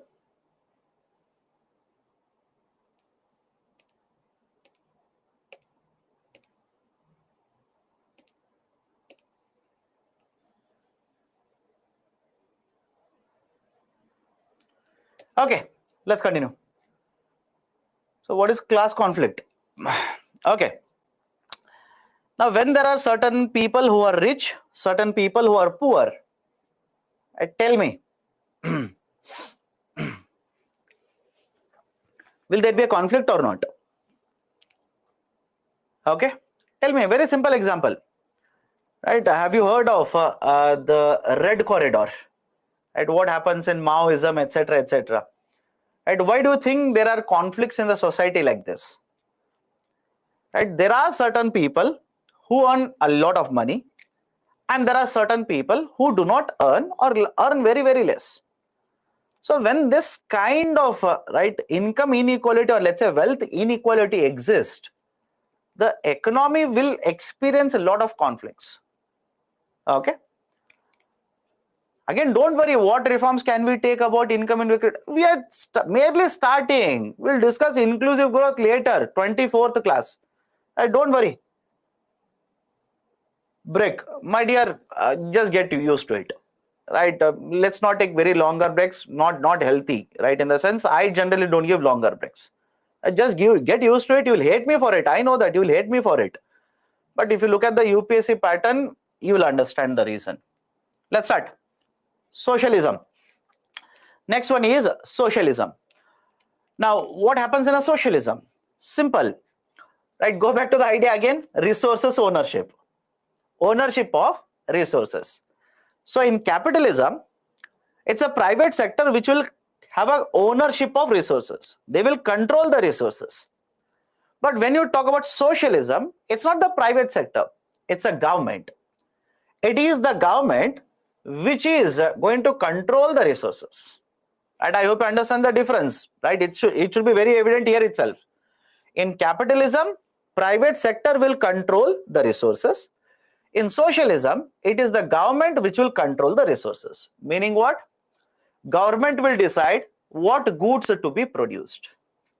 Government will decide how many goods are to be produced. Government will decide what, right, at what price these should be sold in the market. So whenever you talk about government controlling the resources, government producing, government selling, etc., etc., that model is called as socialism. That idea is referred to as a socialism. Right? Example of a socialistic economy. Earlier Soviet Union. The earlier Soviet Union, right? The earlier Soviet Union was basically a model of socialism itself, where government controlled the resources, government decided what to be produced, where to be sold, at what price to be sold, etc., etc., etc. So all the resources, whenever they are owned by the government, right? And there is a term called as nationalization here. Now, remember this. I'll write it on the board. Please understand this. You will come across two terms, nationalization, and another one is privatization. One is nationalization, second one is privatization. Now, whenever you come across the term nationalization or privatization, it is always about ownership. It talks about ownership. That is, when you say nationalization, ownership is transferred from the private sector to the government. Whenever you use the term nationalization, the ownership is transferred from private sector to the government. And whenever you talk about privatization, the ownership is transferred from government to the private sector. I'll give you examples. Follow this. Best example for privatization, very recently, Air India. All of you will agree with me? Very recently, the example of Air India. Sir, any example of a nationalization in recent times? Absolutely no. In case of India, we have not gone for nationalization for many, many decades now. Why? You will understand it later. But earlier, any examples in the past where nationalization was done? That is, the ownership was transferred from the private sector to the government. Yes, you will have examples of banking nationalization. Banking sector was nationalized earlier, right? Second, there is also coal nationalization, right? In the past, not now, in the past, many decades ago, we went for nationalization in the banking sector, we went for nationalization in the coal sector. But now we are not talking about nationalization, rather there is a drive for privatization now. Government of India, as far as possible, and in many of these sectors, they want to privatize it. Why, etc., etc., you'll understand it later. Again, please understand this. Don't worry about nationalization of banking now. Right? To have some patience. No, this is a first class. You want to discuss everything here. Have patience. So what are the features? All resources are owned by the government. Owned by the government. Sir, what if they are there in the private sector? Government will nationalize them. Simple. Right? This model of socialism is basically followed in central command economy. Centralized economy or a central command economy. That is basically, right, a country where, or in a system wherein we have the government, government will plan, government will implement the plan. Simple. I hope you understand. This idea of a socialism is applicable in the countries which are following central command economy or a centralized economy, right, or a centralized planning. What is the idea here? Centralized means there is a government and it is the government which will decide everything for the economy. Right now, simple question to you people, do you think India follows it? Just think of it. Do you think in case of India it is a centralized economy or centralized planning? Absolutely no. Right. On the other hand, do you think capitalism, India is having 100% capitalism as well? Again, the answer is no. Okay. Next, maximizing social benefit. Why do you think governments will go for socialism? Simple. They want to take care of social welfare. They want to provide social welfare. Government might simply decide liquor is bad, so they will ban it. They'll simply ban the production and supply of liquor. Right? Government might feel production of agriculture goods is good. They will promote centralized and promote the production of agriculture goods. So whenever you talk about the idea of a socialism, the government generally does it because they are worried about economy. They are worried about society. They feel that very few people are becoming very rich. All others are remaining poor. Right? So can we continue this? No. Right? We want to reduce that inequality in the system. So how can you reduce it? Simple. Do not allow the private sector to own resources. You take away all the resources. And when you take away all the resources, you are not going to work for profit. You are going to work for, right, social welfare. So there is an absence of competition because the government is going to promote the sector. Government is going to control the sectors here. Okay. Next, what are the merits of socialism? It will reduce inequalities. All of you will agree? It will reduce inequalities. That is basically the inequalities in terms of income. Inequalities in terms of wealth. In terms of wealth. Now, before going forward, some of you have a doubt regarding, sir, what is this wealth? Wealth is basically referring to assets. Wealth is basically referring to assets. For example, a person owns land. A person owns gold. A person owns, let's say, cars, super luxury cars, by the way, right? A person owns diamonds. Person owns a company. Agreed? Person owns a company. All these are examples of assets. All these are basically examples of assets. So assets are those which have certain market value, which will get certain value to you. These are examples of asset. So whenever you talk about wealth, it is referring to total sum of assets. All the assets a person has. So understand this, because private ownership is not allowed now. Right? Private sector cannot own companies. Right? So what will happen? Right? Don't you think the ownership, if it transferred to government, government will own all the resources. Private sector doesn't own the resources. the inequality that is existing will automatically come down, right? So reduction in the inequalities, allocation of the resources based on the requirement of the people, requirement, not the, right, let's say wants of the people. You would want liquor, I hope you understand. You would want tobacco, you would want cigarettes. Government might simply feel it is against social welfare, so resources will not be allocated for production of such goods, right? So allocation based on the needs of the people. Promotion of social welfare are some of the merits of socialism. Now some of you are worried, sir, if liquor is so bad, why government is promoting it? One, government doesn't promote it. Be very careful, government doesn't promote liquor consumption. Can you show me any advertisement done by the government? Can you show me anywhere the government minister says, right, Pio, drink as much as you want? Absolutely no, right? The government basically allows, understand my statement, government allows production, sale of the liquor, because government will collect a lot of tax revenues. Simple, right? Government allows production and sale, right, because government will collect a lot of tax revenues. So Telangana government promotes, no my dear, please check it very carefully. Please check it very carefully. When you say government promotes, you are referring to government advertisements. Government, let's say chief minister in the, right, basically says, right, they say drink. Absolutely no. Again, don't say politician. Politician is a different thing altogether. Okay. Now what are the demerits? What are the demerits of socialism? First one, lot of red tapeism and bureaucracy. Now what do you mean by red tapeism? Red tapeism refers to the rules, regulations or the guidelines which are imposed by the government itself. Is it okay? I'll repeat it again.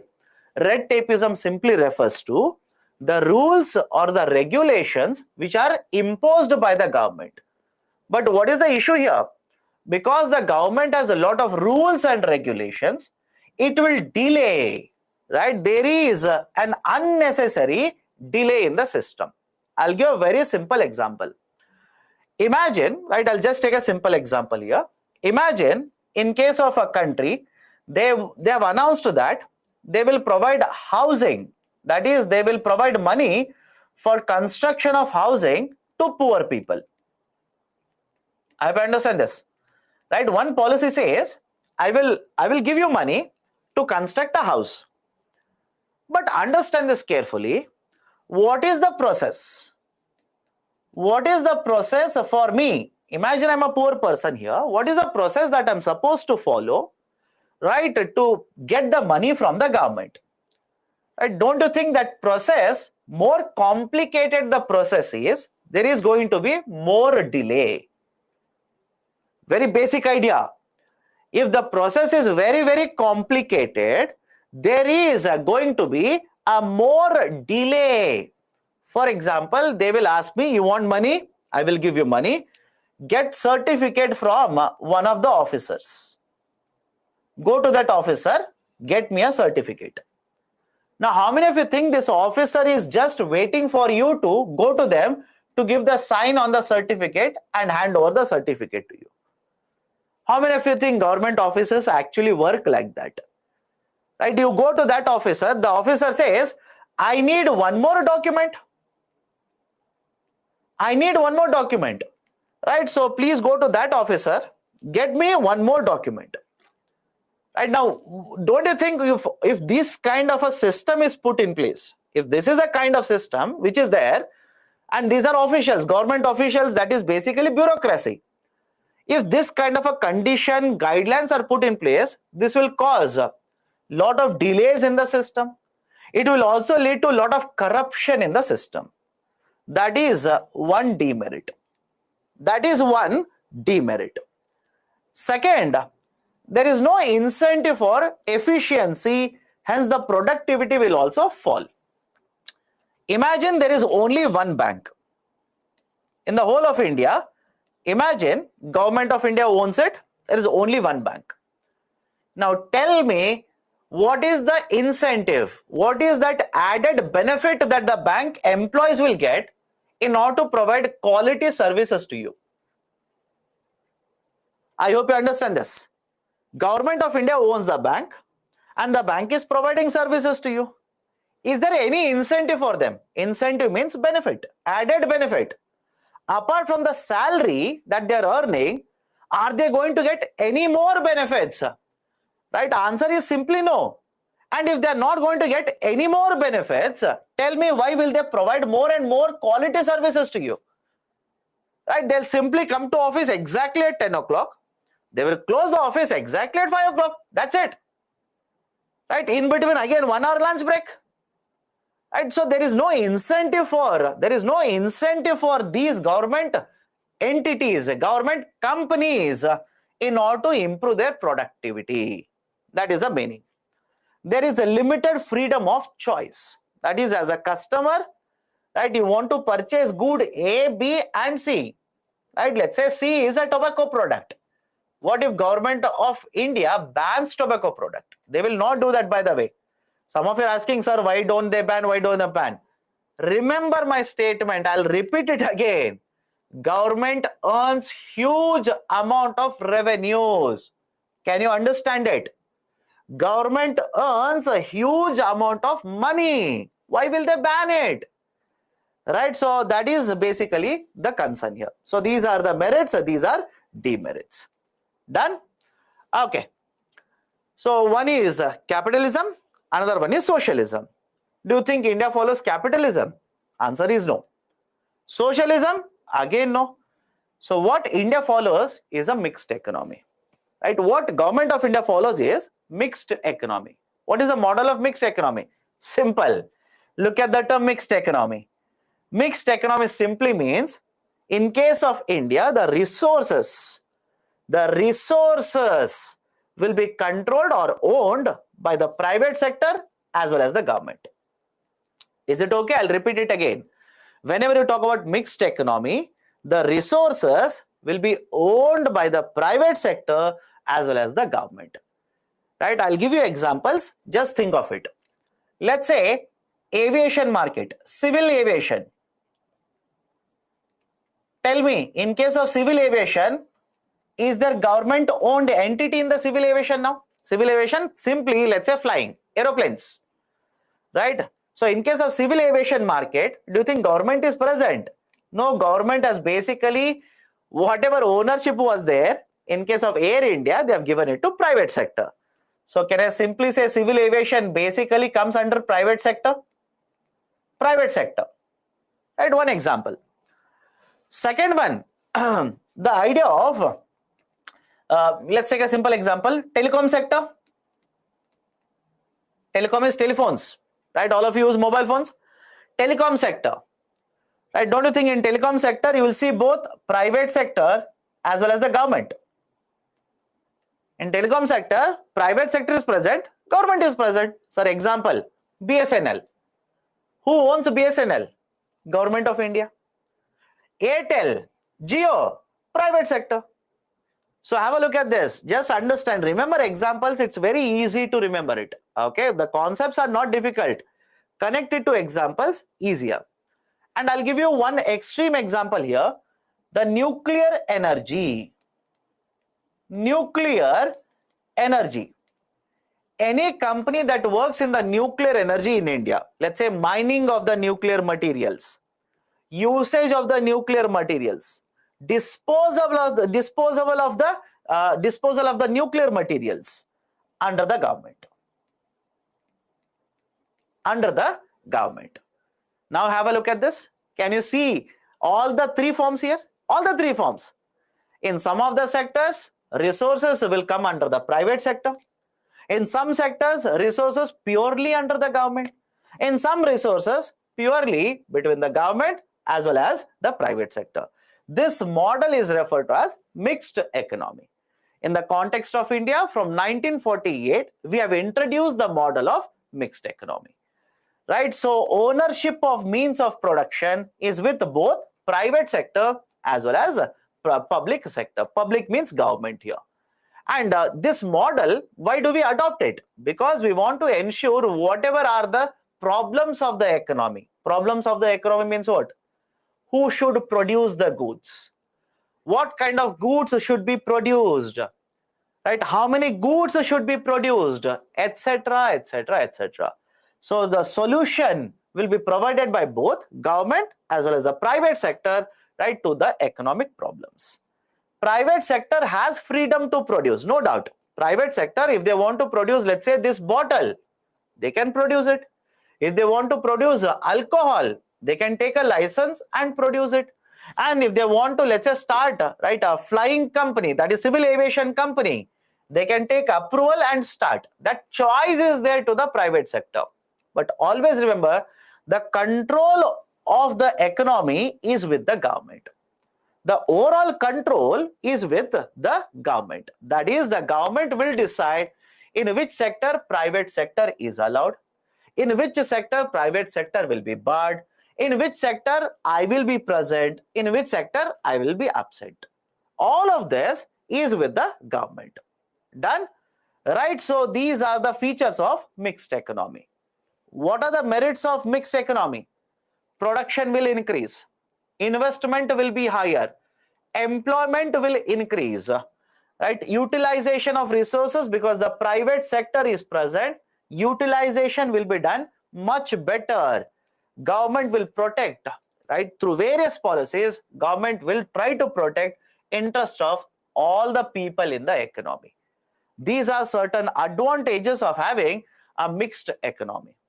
And what are the demerits? What are the concerns regarding the mixed economy? One, public sector. Public sector means what?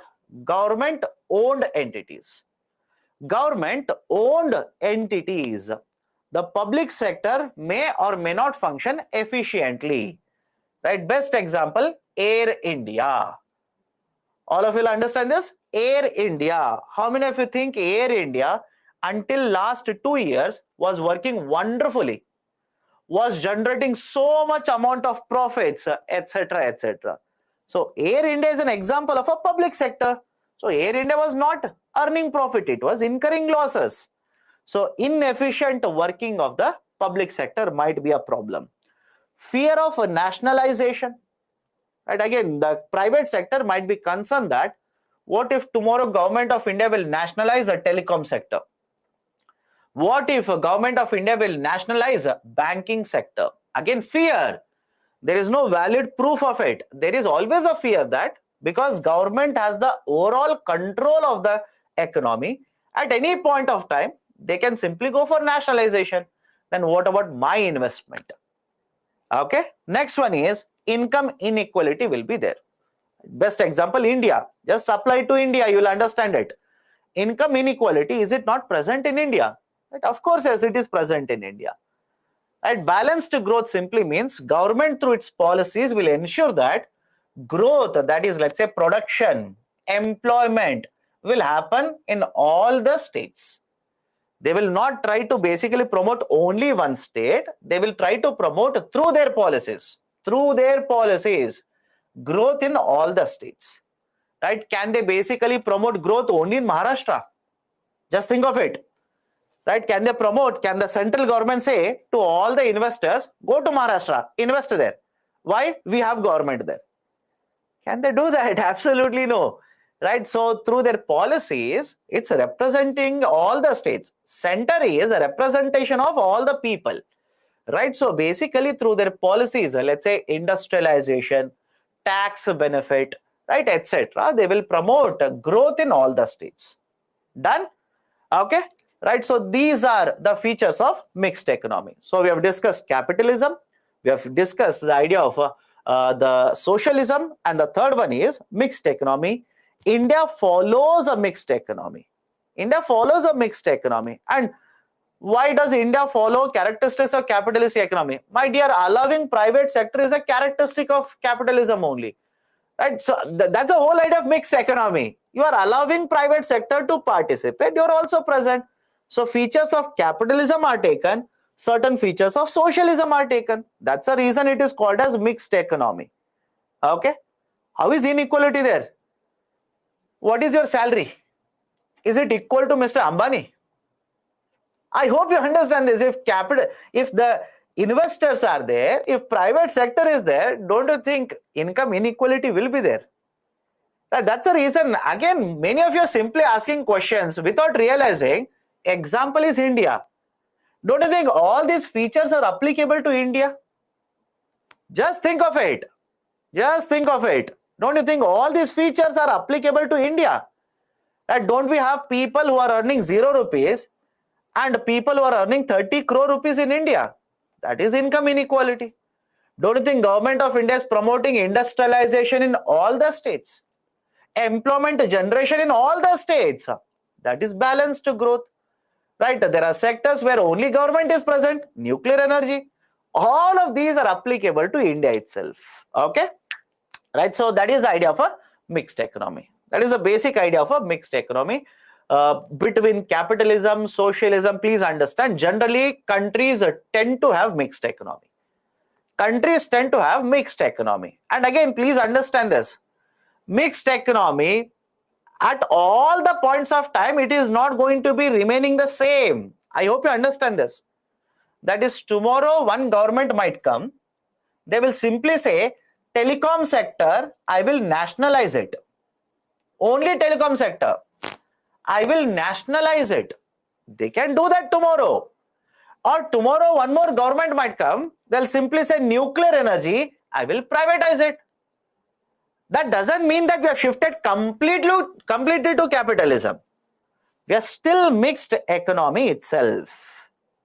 Right? We are still in mixed economy itself. Only thing is that from one government to one government, from one time period to another time period, we might be moving or we might be implementing more of a capitalistic characteristics or more of a socialistic characteristics.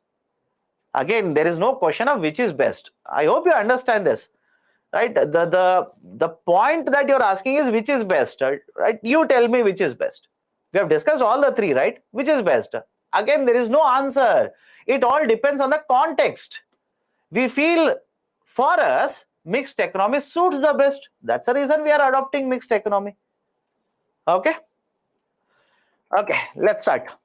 Next concept is opportunity cost. Right? The next concept is opportunity cost. OC, opportunity cost. Now, before starting, let me ask you a very simple question. Again, this is the bedrock of whole economics. Resources are limited. Correct or wrong? Resources are limited. Yes or no? Again, there should not be any debate now. There should not be any debate. Right? If somebody is going to ask, sir, how? Why? I will realize that you're woken up now. Right? Finally, at 8:15, you're woken up. Okay, so resources are limited. Point number one. Point number two. Imagine you're producing two goods, good A and good B. You're producing two products, product A and product B. Do you think you will have sufficient resources to produce any amount or any units of both A and B? Do you think that's possible? You would want to produce, let's say, I'll take a simple number here. Take simple numbers. You would want to produce, let's say, 10 products of A and 10 products of B. That's your goal. You want to produce because the demand is there. You want to produce and sell. But what if I say simple numbers? Always take simple numbers. What if I say per unit, if you want to produce A, you will require 10 rupees. And if you want to produce B, you will require 20 rupees. So if you want to produce 10 units of A, you will need 100 rupees. And to produce 10 units of B, you will require 200. Which means what? Now, if you want to produce 10 of A, 10 of B, you should have 300 rupees. Agreed? You should have 300 rupees. But most of the times what will happen? You will not have 300 rupees. You will never have this particular 300 rupees. It's not possible. That is the reason why we have economics, by the way. So what if rather than 300 rupees, you have only 200? Is it okay? Rather than 300, what if you have only 200? Now what you will do? Out of 200, I'll just take a simple number here. Imagine you will allocate out of 200, imagine you will allocate, let's say 80 rupees here. 80 rupees to manufacture A and 120 rupees to manufacture B. Total 200. 80 rupees to manufacture A, 120 to manufacture B. Which means at 20 rupee per unit, you will be able to manufacture 6 units of B and 8 units of A. Right? Rather than manufacturing 10, you are producing 8 of A and 6 of B. Now let's say, understand the next point carefully. Let's say, rather than producing 6 units of B and 8 units of A, what you will do is, you will reduce the allocation of B from 120 to 100 rupees. You will reduce the allocation of B from 120 to 100 and you will increase the allocation of A from 80 to 100 rupees. Now as a result of this, what will happen? As a result of this, the number of units of B will fall down to 5 and number of units of A will increase to 10 units. Right? Now what I have done here? What I have done? Can I put it in a very simple statement and say, I have sacrificed, I repeat, I have sacrificed 1 unit of B to get 2 extra units of A. Let me know. I'll repeat it again. I have sacrificed 1 unit of B to get 2 additional units of A. Anybody has a problem with this? Anybody has a problem? Do not by heart calculations. I repeat, do not by heart calculations. So rather than allocating 120, I've reduced it to 100. And because I've reduced it to 100, I will not be able to produce 6, right? I will produce only 5. On the other hand, I've moved the resources to A now. As a result of this, I will produce more of A. 2 more units of A, which means I've sacrificed 1 product of B to produce 2 products of A. This sacrifice I'm talking about, understand this, the sacrifice that I'm talking about is called as opportunity cost. Simple. The sacrifice that I'm talking about is called as opportunity cost. Meaning what? Because we do not have sufficient resources, right? Because we do not have sufficient resources, we will have to reduce the allocation of resources from one side, allocate more to the other side. That is a difficult choice I'm making. I hope you understand. It's a difficult choice. So what I'll do, I will reduce the allocation of resources to one side and I will increase the allocation, right, to another side. Now, because I've reduced the allocation to one side, I will have to sacrifice the production of 1 unit to get 2 additional units on, right, the other side. So the sacrifice that I've done, it is called opportunity cost. Again, calculation. My dear, why don't you understand my statement? Do not by heart calculation. I am saying do not by heart and you are asking show calculation. And what is the logic? Why? Why is the calculation required? Why are you running behind calculation so much? I don't understand your idea itself. I'll give you one more example. Right? Imagine you have 100 rupees. Imagine you have 100 rupees. Right? You have 2 options now. You have 2 options. Option 1, you can take the 100 rupees, keep it in bank. And when you keep it in the bank, of course, you will get interest on it. All of you will agree? You are keeping 100 rupees in the bank, you will get 6% rate of interest. And another option that you have is, you want to start one business. Now have a look at this. Imagine you start a business. Imagine you decided to use the 100 rupee to start a business. Now, is it okay if I say, right? I'll repeat it. Is it okay if I say, if you invest 100 rupee and start a business, you will have to sacrifice the interest of 6 rupees? Let me know. I'll repeat it again. You have 100 rupees. You can either keep deposit in a bank or start a business. Now you decided to start a business, which means, right, you will not be earning the interest of 6 rupee. Yes or no? I hope you understand now, right? Because you have to decide. It's a choice. It's a choice that you have, right? You decided to start a business. So after 1 year, you have not earned anything on the business side, which means if you had taken the same 100, kept it in the bank, you would have earned 6 rupees now, but you have not done it.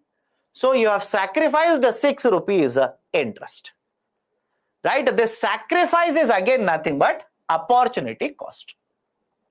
Is it okay? The sacrifice is nothing but opportunity cost, right? So I'll repeat it again. The resources, I'll go back to previous slide. The resources that you have are limited. With those resources, you will not be able to produce all the goods and services. You will not be able to purchase all the goods and services. Always you will have to sacrifice one side to get a benefit on some other side. You will have to sacrifice. Right? Now, whenever you sacrifice, you will forego or you will basically lose certain potential benefit. So the potential benefit that you have foregone means lost, right? The potential benefit that you have foregone because you have made a choice, that is called as an opportunity cost, right? So have a look at this.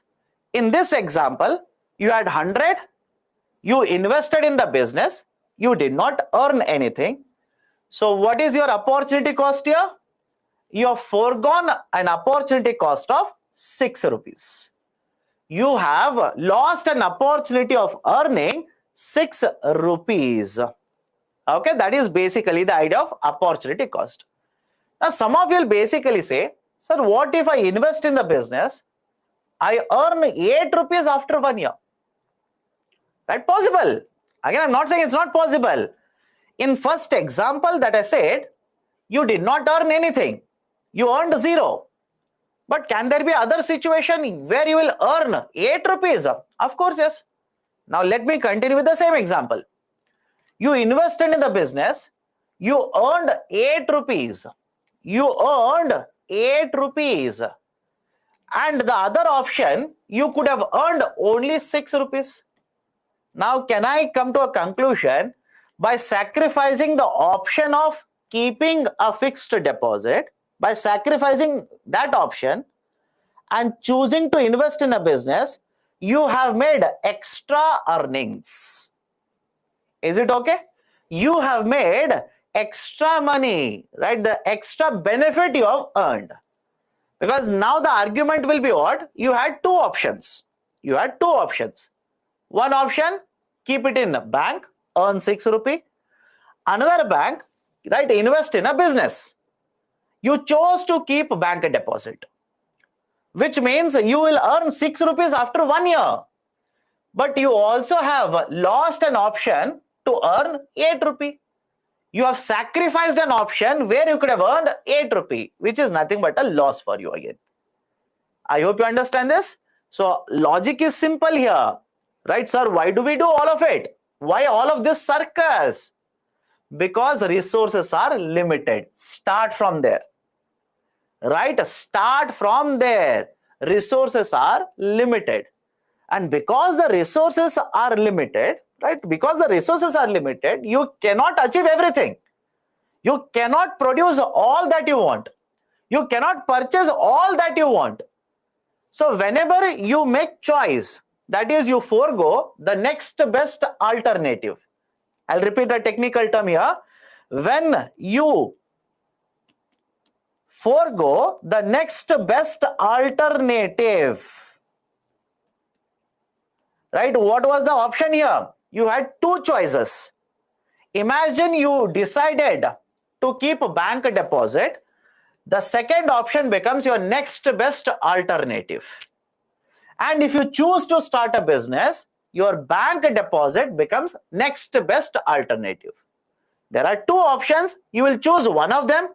The other one will become next best alternative. So whenever you have limited resources, you will have to make choices. And the potential benefit or the cost that you will incur because you have foregone, because you have ignored the next best alternative, that is called as an opportunity cost. Now the opportunity cost can be positive as well as negative. Right? I'm going to the next point now. Opportunity cost can be negative or positive. Sir, will there be zero opportunity cost? I'll come to that later. Have patience. Now what I've written here, that forget about 8 rupees, focus on what is there in the slide. Forget about 8 rupees, focus on the what is there already in the slide. Option 1, 100 rupee in FD, you will get 6%. Option 2, you will start a business, after one year, nothing. You will not earn anything. Now imagine you have chosen option 1.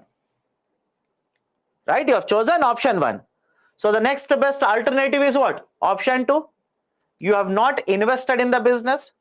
So what is the opportunity cost now? If you do not earn anything after 1 year, 0 rupees, you have invested in the bank, you will earn 6 rupees. So person has earned 6 rupees. If you had chosen option 2, your returns would be 0. But did you choose it? No. You went with option 1. As a result of this, you have earned 6 rupees. So your opportunity cost is earning of 6 rupees. Opportunity cost is positive. Right? Opportunity cost is positive. Now rather than choosing option 1, imagine you have chosen option 2. Imagine you have chosen option 2. And understand this, you started a business.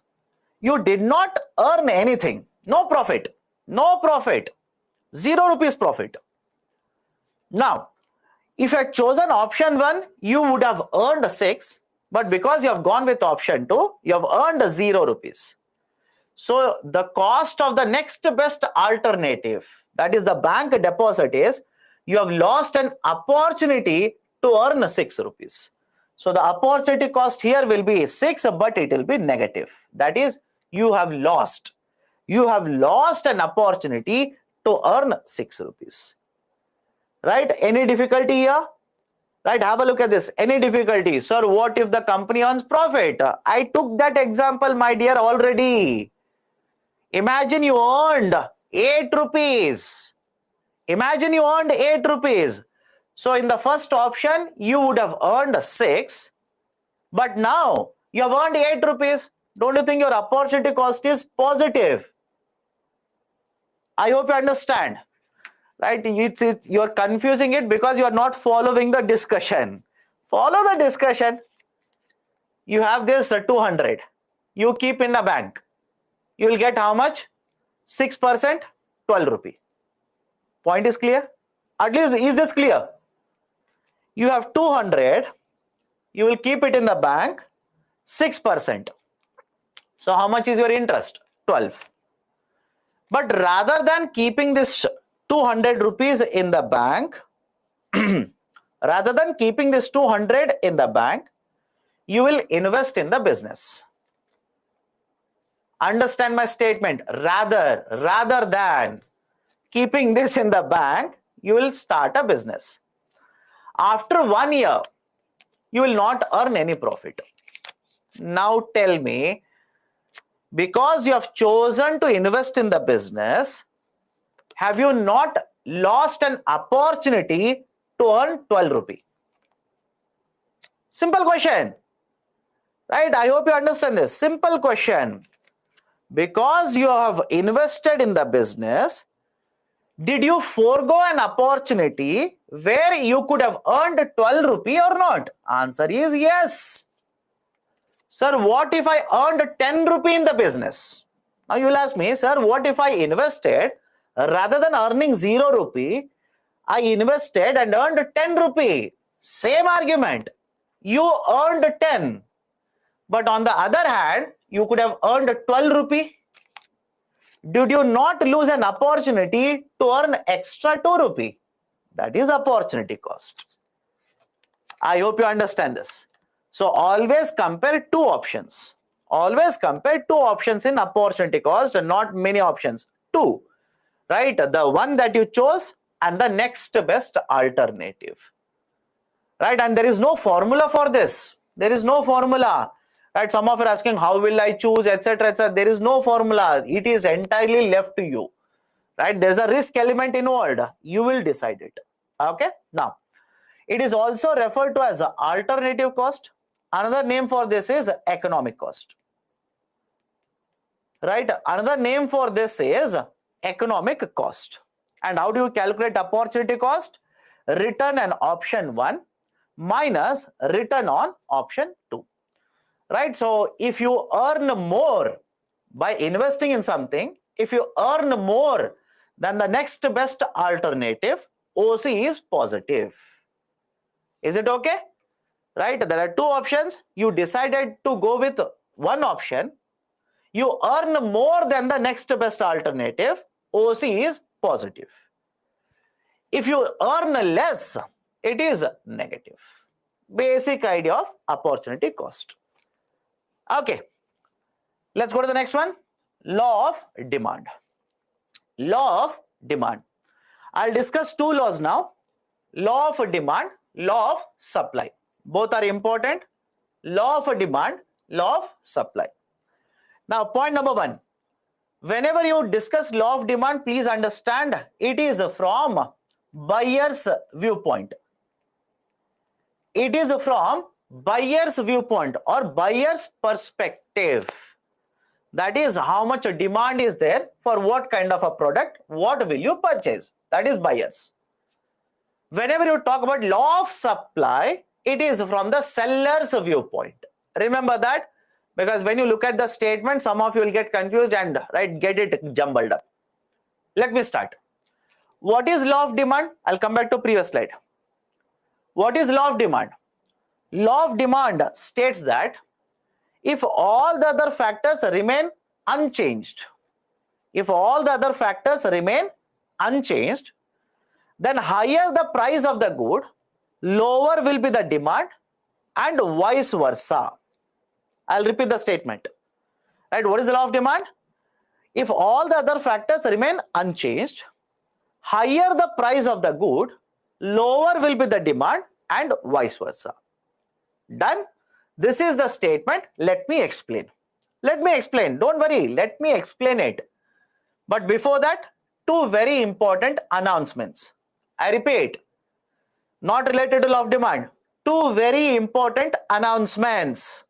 One, a feedback form has been sent to all of you regarding the previous morning classes, previous subject.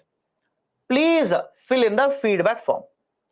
And second, for which most of you are waiting for, tomorrow will be no class. Tomorrow will be a holiday for you. There is no class. Any problem with following the two announcements that I have done? Any problem, please do let me know. Right, first one, feedback form has been sent to you. Please fill it. Second one, tomorrow is a holiday. Don't join the class. There will be nobody. The class itself will not be scheduled. Done? Sir, why, sir? Holy. Tomorrow is a holy. Enjoy. But practice safe, holy practices. Okay, let's start. Let's start now. Come back to law of demand. Come back to law of demand. What is law of demand? If all the other factors remain unchanged, if in that case the price of the good goes up, the demand will change, and if the price of the good goes down, demand will change. What is that? Have a look at this. Right? The price of the good goes up, demand will go down, and price of the good will go down, demand will go up. This is basically the law of demand. I'll repeat it. Understand? It's simple. Do not complicate it. Trust me, it's simple. Do not complicate it. if nothing else changes in the economy. I repeat, no other factors means what? If nothing else changes in the economy and price of the product goes up, the demand for the product goes down. And if the price of the product goes down, demand for the product goes up. Or else you can put it in a very simple way, price and demand are inversely related. The price and demand are inversely related. Any difficulty in the statement? Why it will happen? I'll tell you. Why it will happen? I'll explain it. But apart from that, any difficulty in the statement? Price and demand are inversely related. Again, why factors will not change? Why don't you understand what I'm saying? I told you I'll explain it. Why can't you have some patience? Right? So, vice versa. Vice versa means, vice versa means if price goes up, demand goes down. If price goes down, demand goes up. That is vice versa. Now, I'll have to start teaching English. Right? Basically, I'll have to stop teaching economics, start teaching English then. Have you not heard of vice versa in, right, let's say in high school or even in college? Now, come to this. Come to this slide. Whenever you purchase goods in the market, goods or services, doesn't matter. Whenever you purchase goods and services, there are certain factors which will have an impact on how much will you purchase. What will you purchase? For example, what is your income? Right? I'll keep on asking questions. Let me know. What is your income? Will it have an impact on what you purchase in the market or not? How much you purchase in the market, will it be affected by your income or not? That it should be yes, by the way. And it's a very common sense question. So why? Why my income should affect? My dear, if your income is 10,000, will you go and purchase Lamborghini car? I hope you understand this. Right? So, income of the consumer. Second, taste and preference of the consumer. Taste and preference, right? What do you mean by taste and preference? What kind of goods you like, right? For example, if you like, let's say, fast foods, if your taste and preference is in fast foods, you're basically a shaukin of it. You love consuming fast foods. Tell me, will you demand and purchase more and more of the fast foods or not? If you basically love using technology, don't you think any kind of a new phone which offers you technology, you would want to purchase it? Any new kind of a technology is introduced in the market, you'll be purchasing it. Right? So, taste and preference, income of the consumer, price of the product. Right? Third one, in fact, this is the most important. Price of the product.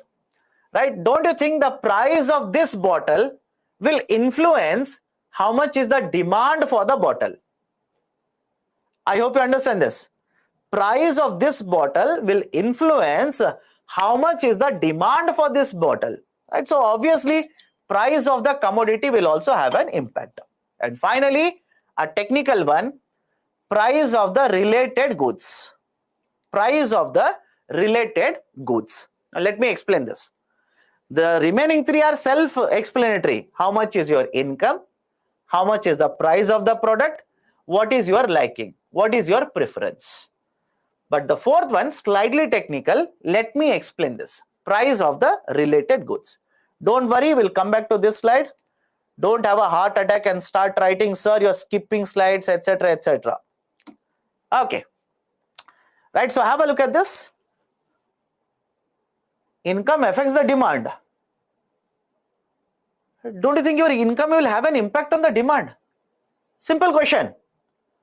Don't you think how much is your income will have an impact on the demand for goods and services in the market? That is self-explanatory.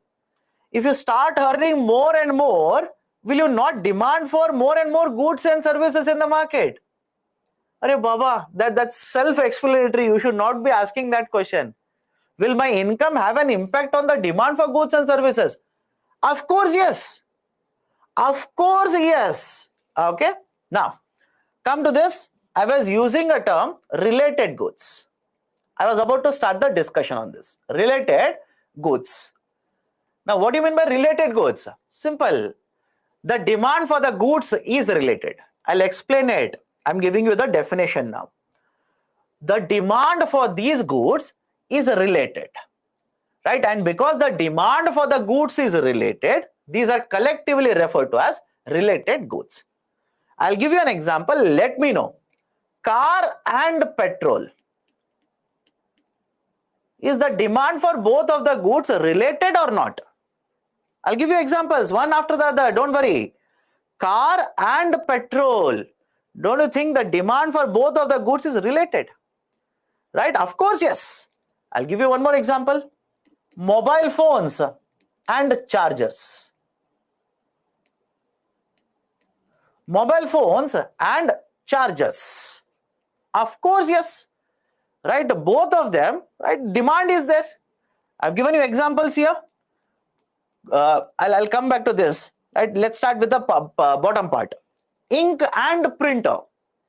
Right? Don't you think both of them are related again? Ink and printer. Of course, yes. Right? Most of your writing examples, don't worry. If you have understood, that's very good. I'm happy, by the way. Right? And when you write these examples which are not there in the slide, I'm happy because you already have understood the meaning of it. So this is one set. Let me give you one more set. Tea and coffee. This is where many of you will start getting confused. Tea and coffee. Now some of you will ask, sir, how? How the demand is related? Let me ask you a very simple question. If the price of the tea goes up, don't you think some of the people will reduce their consumption of tea? How much tea they are purchasing, they will reduce. But what they will do now? They will basically reduce their consumption of tea and start purchasing more and more coffee. Right? Let me know if you disagree with me. And by the way, this is a fact. I'm not making a story here, it's a fact. Right? So, if the price of the tea goes up, right, you will not pay more money now for tea. What will you do? Rather, you will start purchasing more and more coffee.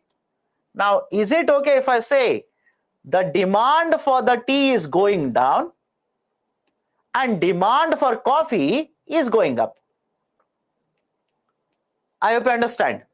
Demand for tea is going down, and because of this, the demand for coffee is going up. Understand the linkage here.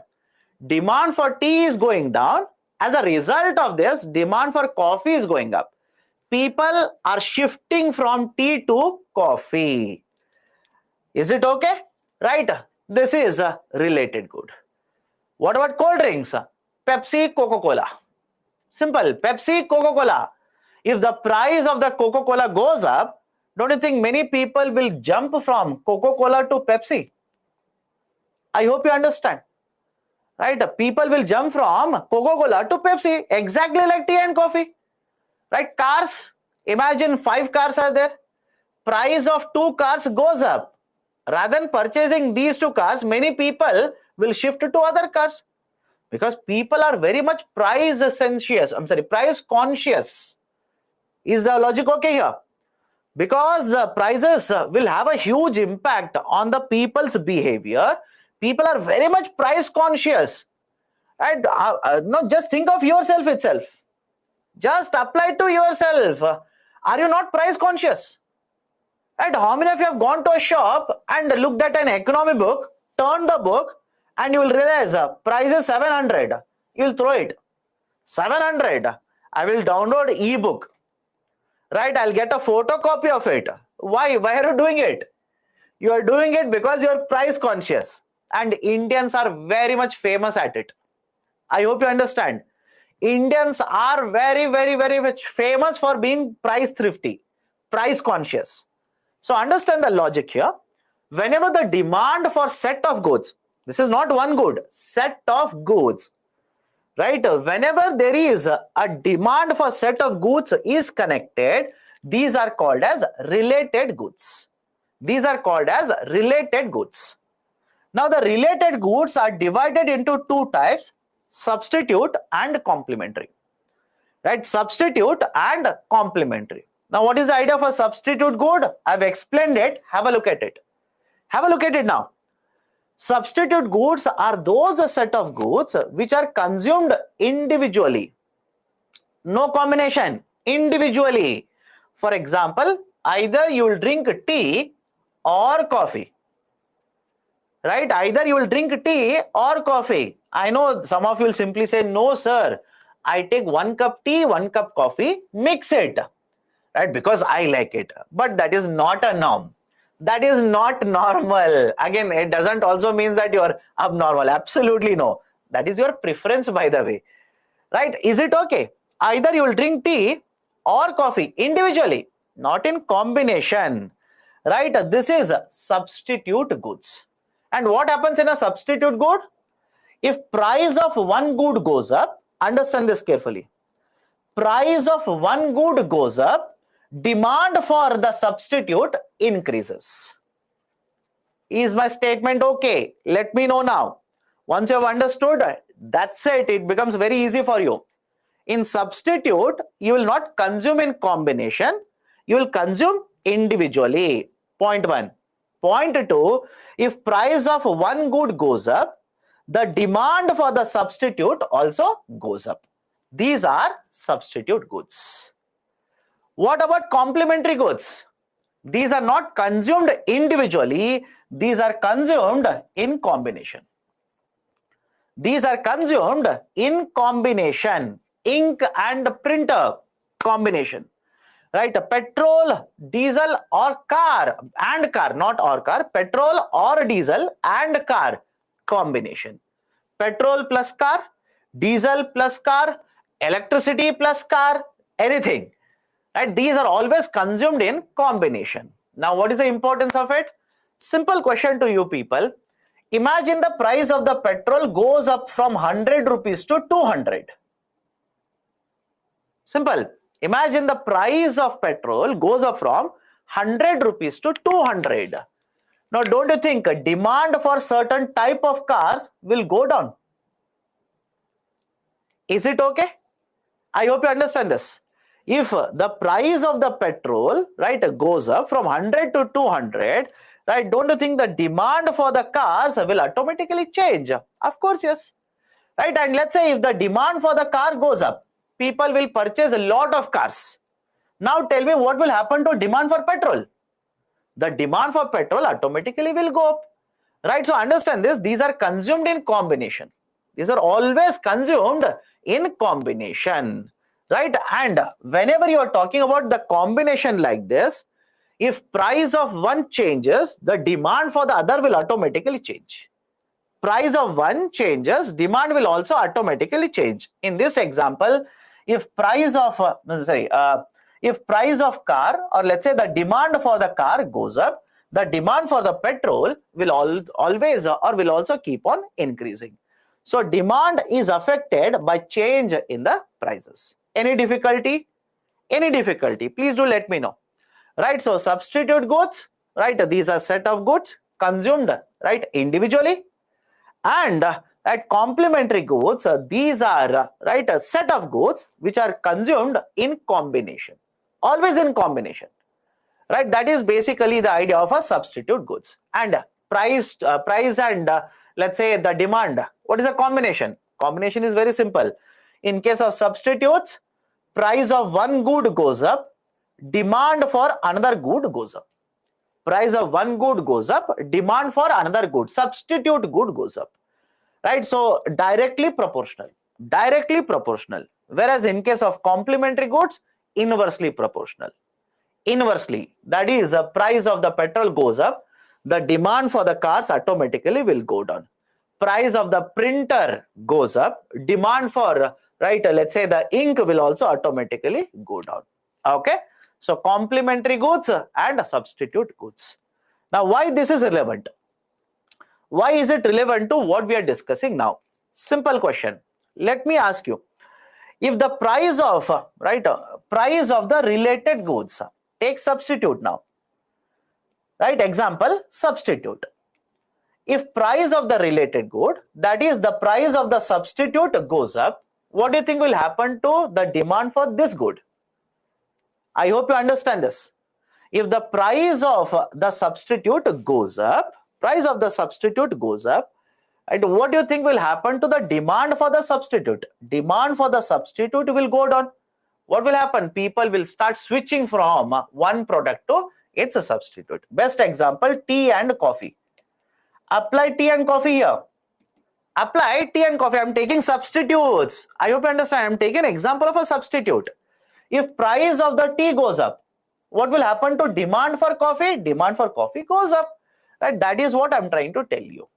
Right? So if the price of the related good changes, automatically the demand for its substitute will also change. Right? Can we apply the same thing for let's say complementary good? If the price of printer goes up, obviously demand for printer will go down. And when the demand for printer will go down, right, why will people consume more and more ink then? Right? Demand for ink will also go down. Okay, right? So that is the basic idea of a price of related goods. Any difficulty in any one of the four? Let me know. Any difficulty in any one of the four? Price of the product, price of the related goods, income of the consumer, and taste and preferences. Now, price of coffee of one brand increases, then why we buy of others brand? It is substitute good. You are looking at two brands. You are substituting one product with another product. I hope you understand this. You're substituting, let's say, I'll give a very simple example. Don't write all of this in exam. Nestle is the product that you're purchasing. Nestle. Price of this product goes up. What will you do? You will substitute Nestle product with another product. Again, the argument is simple. These are again substitutes only. I hope you understand. All of these are nothing but substitutes only. Okay. Now, this is basically the concept of related goods. Now, come to the law of demand. When I say all the other factors remain unchanged, what do I mean by that? Now I'm explaining focus. When you say all the other factors remain unchanged, what do you mean by this? Let me write it here. I'll write number 1, number 2, number 3, and number 4. I'm simply saying 2 does not change, 3 does not change, 4 does not change. Simple. All the other factors in the market remain unchanged. Your income doesn't change. Your taste and preference doesn't change. Price of the related goods does not change. And only the price of the product changes. Is the logic okay now? Is the logic okay? If all the factors remain unchanged, then higher the price of the product, lower will be the demand, and lower is the price of the product, higher will be the demand. Price and demand are inversely related. Is it observed in all the cases? Absolutely no. There are exceptions. I'll come to that later. Have patience. There are exceptions. We'll understand those also later. There's a good called as a Veblen good. Doesn't follow this. There's a good called as a Giffen good. Doesn't follow it. What about agriculture commodities? They do not follow this. I will come to exceptions later. Have patience. So this is law of a demand. How do I represent law of demand? In a graph, whenever you want to represent either law of demand or law of supply, please remember that along the x-axis, I'll represent quantity, 100, 200, 300 units. Along the y-axis, I'll represent pricing. I will represent the price of the product. So whenever you want to represent a law of a demand, the law of a demand is a downward line like this, a line which is moving downwards like this. This is the representation of law of demand. Now, before I go forward, I will tell you one point. Just remember this. UPSC will not ask you this, but I need it. I need it to explain one more concept. Just remember this. Please go back to your high school. I hope you remember how the lines are drawn. Please go back to your high school, right? That is specifically mathematics classes, coordinate geometry. How the line is drawn, all of you remember? All of you remember? That is basically you will take coordinates of x-axis, you will take the coordinate of y-axis, plot them, connect the dot. Yes or no? Right? Basically plotting of a graph. Right? Very nicely a graph, right, would be given to you, green color or red color page. Right? There will be lines like this. Again, within this 10 more lines will be there. So how do you plot a graph? Simple. You get what are the numbers in the x-axis, x coordinates, and what are the numbers along the y-axis, coordinates of y. Now you will basically find the point in the graph, right? Dot them first and then connect the dot. That is generally how you get a curve or a graph. Is the logic okay here? Is the logic okay? Which means this demand curve, this is, by the way, demand curve line, right? Demand curve line or demand line. And before I go forward, I hope you understand this. Before I go forward, sir, is it always straight line? Not necessary. I hope you understand. Right? Many of the books, right, once you keep on or once you start looking at these particular curves here and there, for many of the curves, demand curves is given like this. It's not a straight line. It's given like this. It's actually a curvature. But again, UPSC will not ask you all of this. Please don't waste your time. All I'm trying to tell you is simply this. Can I look at this particular demand curve and say that there are multiple points which have been connected like this? The demand curve is nothing but multiple points which have been connected. If you go back to high school, multiple points have been plotted and these have been connected, and this is the demand curve. Any difficulty in understanding this? Any difficulty? If you can't understand that demand curve is nothing but different points connected, that simply means even in high school you have by-hearted how to draw a curve. Why is it required? Just give me some time, you will only understand it. You will only understand why is it required. Now, don't worry, we'll come back to this. Next point, why does the demand curve always slope like this? That is why, please explain the curve. My dear, that's what I said, right? Okay. So let's say that's a reason, right? Please understand all of this. UPSC will not ask you all of this. I needed that the points are there. That's the only reason I told you. At the price 20 rupees, the demand is 180. Price is 30, demand is 160. Now don't ask me, sir, why is the demand going down? It simply means you did not even listen to last 15 minutes. Price is 40, demand is 140. Price is 50, demand is 120. Now can you take these points and draw a line? Can you take all of these points, draw a line? It's a simple concept, right? Have a look at this, right? In case of price, right, basically plot them 20, 30, 40, 50, 60 like this, and quantity plot them. Can you draw a graph now? Is it okay? I don't need to draw a graph. You also don't need to draw a graph in exam. Is it okay? This is how the line is drawn. Okay, now let's go ahead. Let's go ahead. Sir, how complementary goods inversely proportional? If cars demand goes up, then petrol demand also goes up. My dear, price and demand. Price and demand. What are you looking at? What are you looking at? Connect price and demand. Right? That is the concept in the complementary good. You are comparing demand and demand. Price and demand. Price and demand. Okay? Now, let's start. Why does the law of demand behave like this? Right? Why is that this kind of a behavior is observed? Let's start point one. Whenever the price of the good changes, how much you will be able to purchase, that is a quantity that you are able to purchase, will also change. Simple. I hope you understand. I hope you understand this. Whenever the price of the good changes, with the same amount of money, how much you will be able to purchase, the quantity will change. That is, purchasing power will change. Let me give a very simple example here. Have a look at this. Imagine you have 100 rupees. Price of a product in the market right now is 20 rupees. Price. price of the product is 20 rupees. So at 100 rupees, what is the quantity you will be able to purchase? Quantity will be 5 units or 5 kgs. Simple CSAT calculation.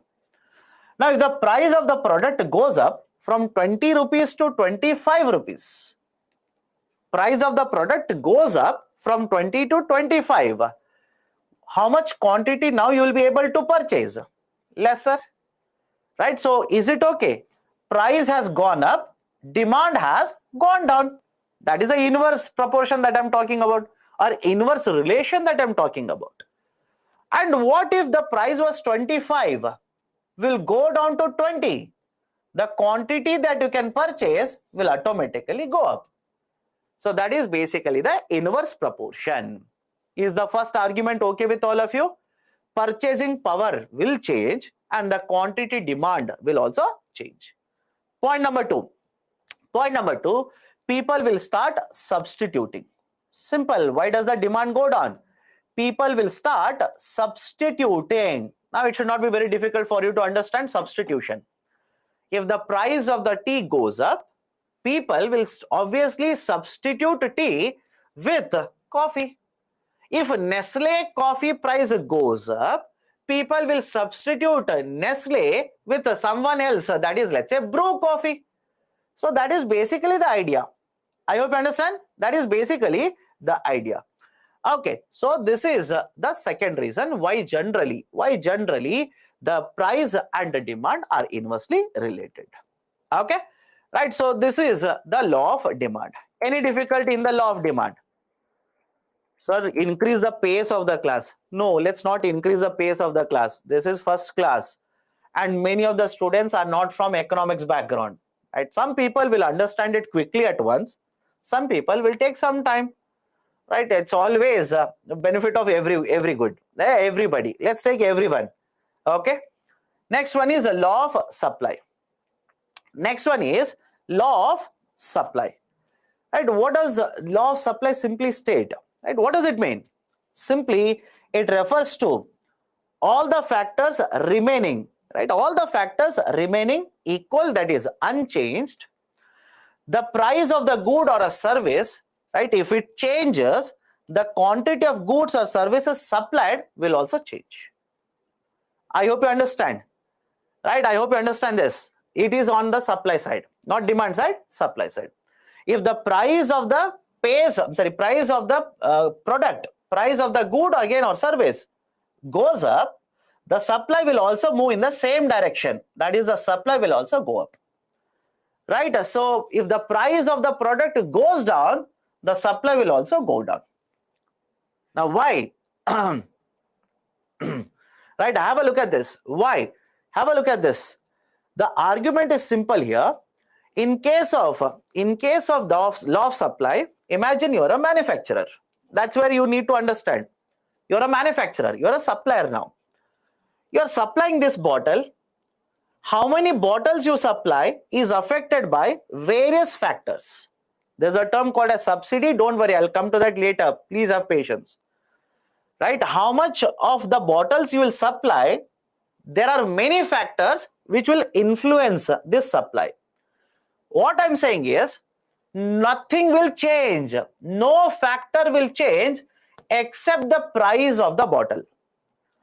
Until now, you are selling the bottle at 100. Now the price of the bottle goes up to 105. Now tell me, if the labor cost doesn't change, if raw material cost does not change, if the taxes that the government is imposing doesn't change, nothing changes. But you are able to sell in the market at 105 rupees. Is it not meaning that you are able to earn more profits? Does it not imply that you are able to earn more and more profits in the economy now? Now, if you are earning more and more profits, what will you do with the supply? Tell me. If you are going to earn more and more profits, what do you think will happen to your supply? Will you increase your supply or decrease the supply in the market? Right? You will basically increase the supply in the market. That is exactly what does the law of supply state. That is exactly what does the law of supply is giving you here. Law of supply states that if nothing else changes in the market, taxes don't change, labor cost does not change, raw material cost does not change, price of substitutes also does not change, nothing changes. Only is that the price at which you are selling, the price has gone up. As a result of this, what you will do now, in order to earn more and more profits, you will increase the supply. You will basically increase the supply. That is law of supply.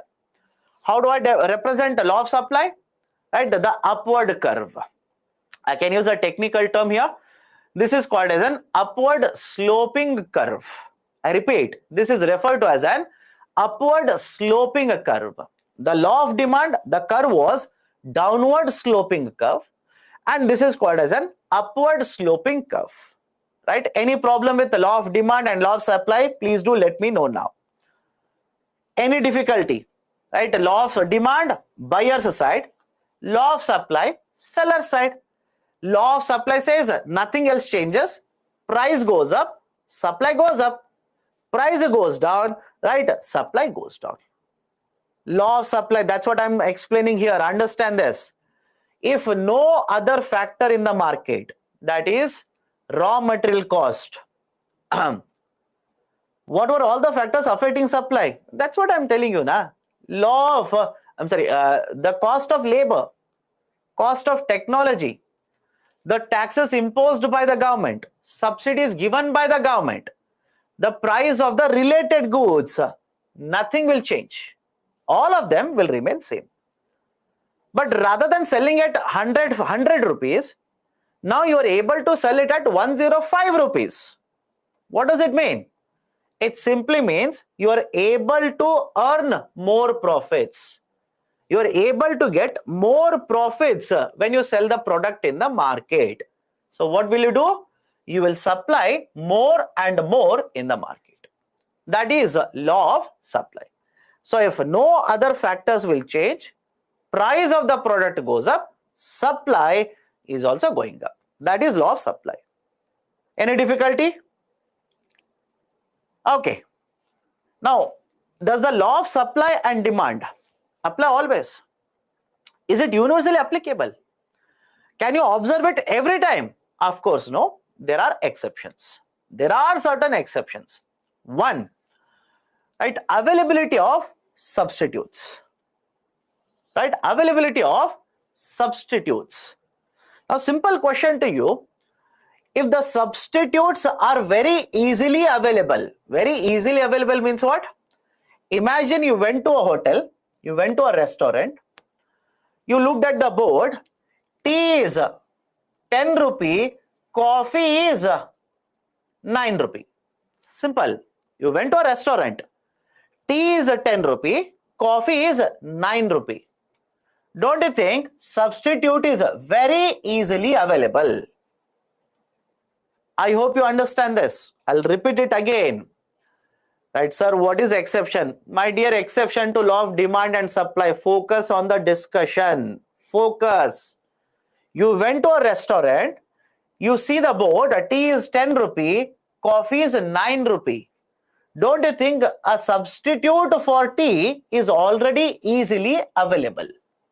So what will you do? You will substitute tea very easily with coffee because it is available there itself.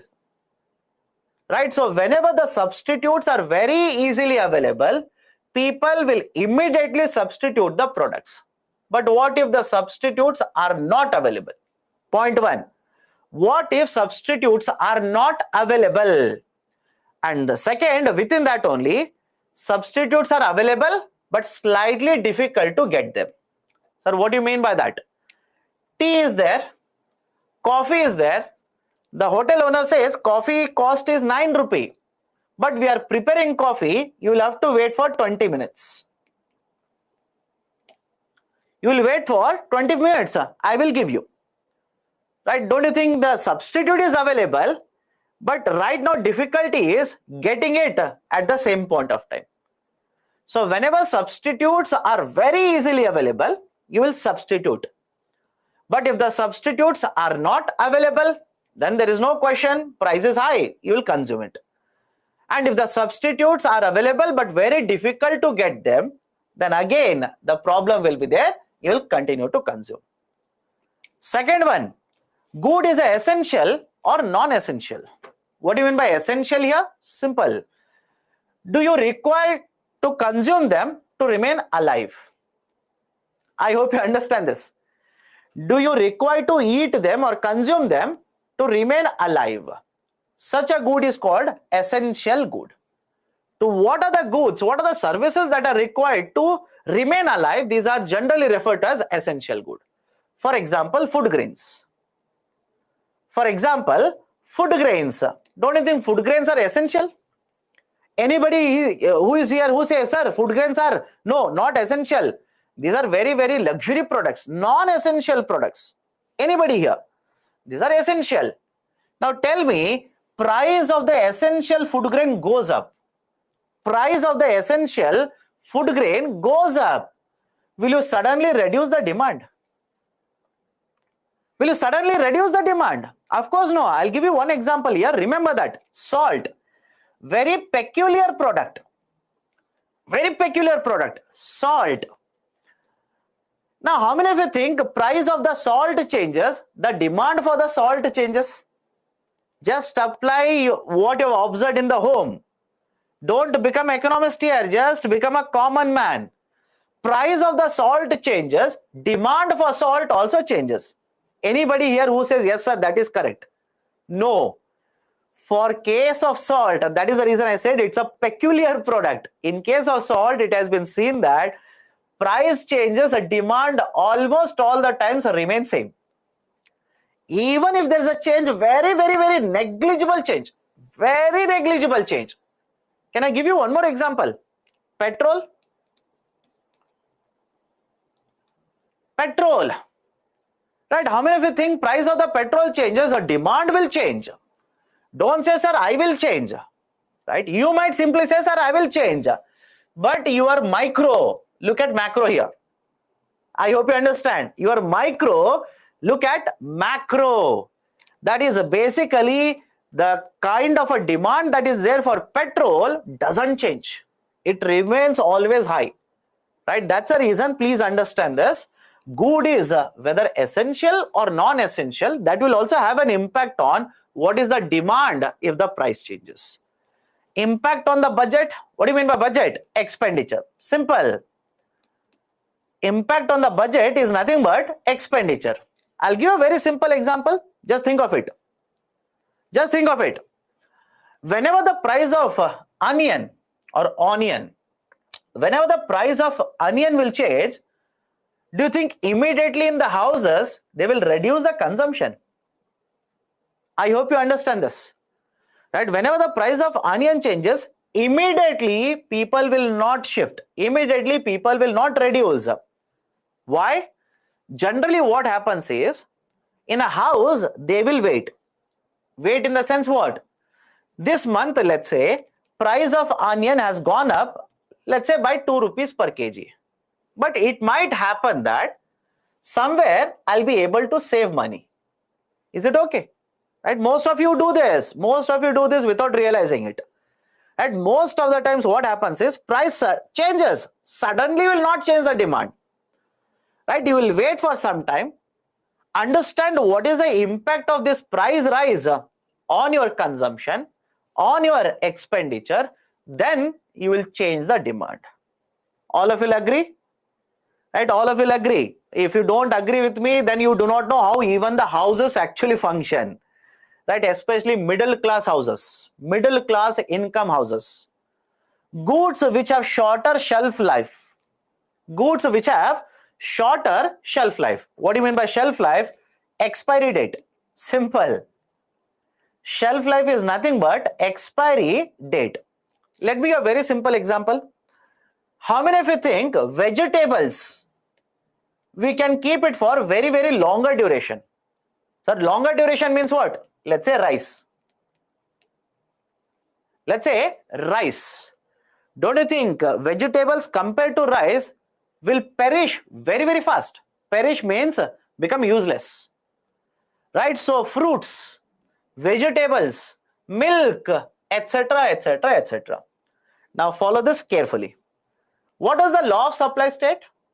If the price goes down, the supply should also go down. All of you will agree. What does the law of supply state? If the price goes down, supply also goes down.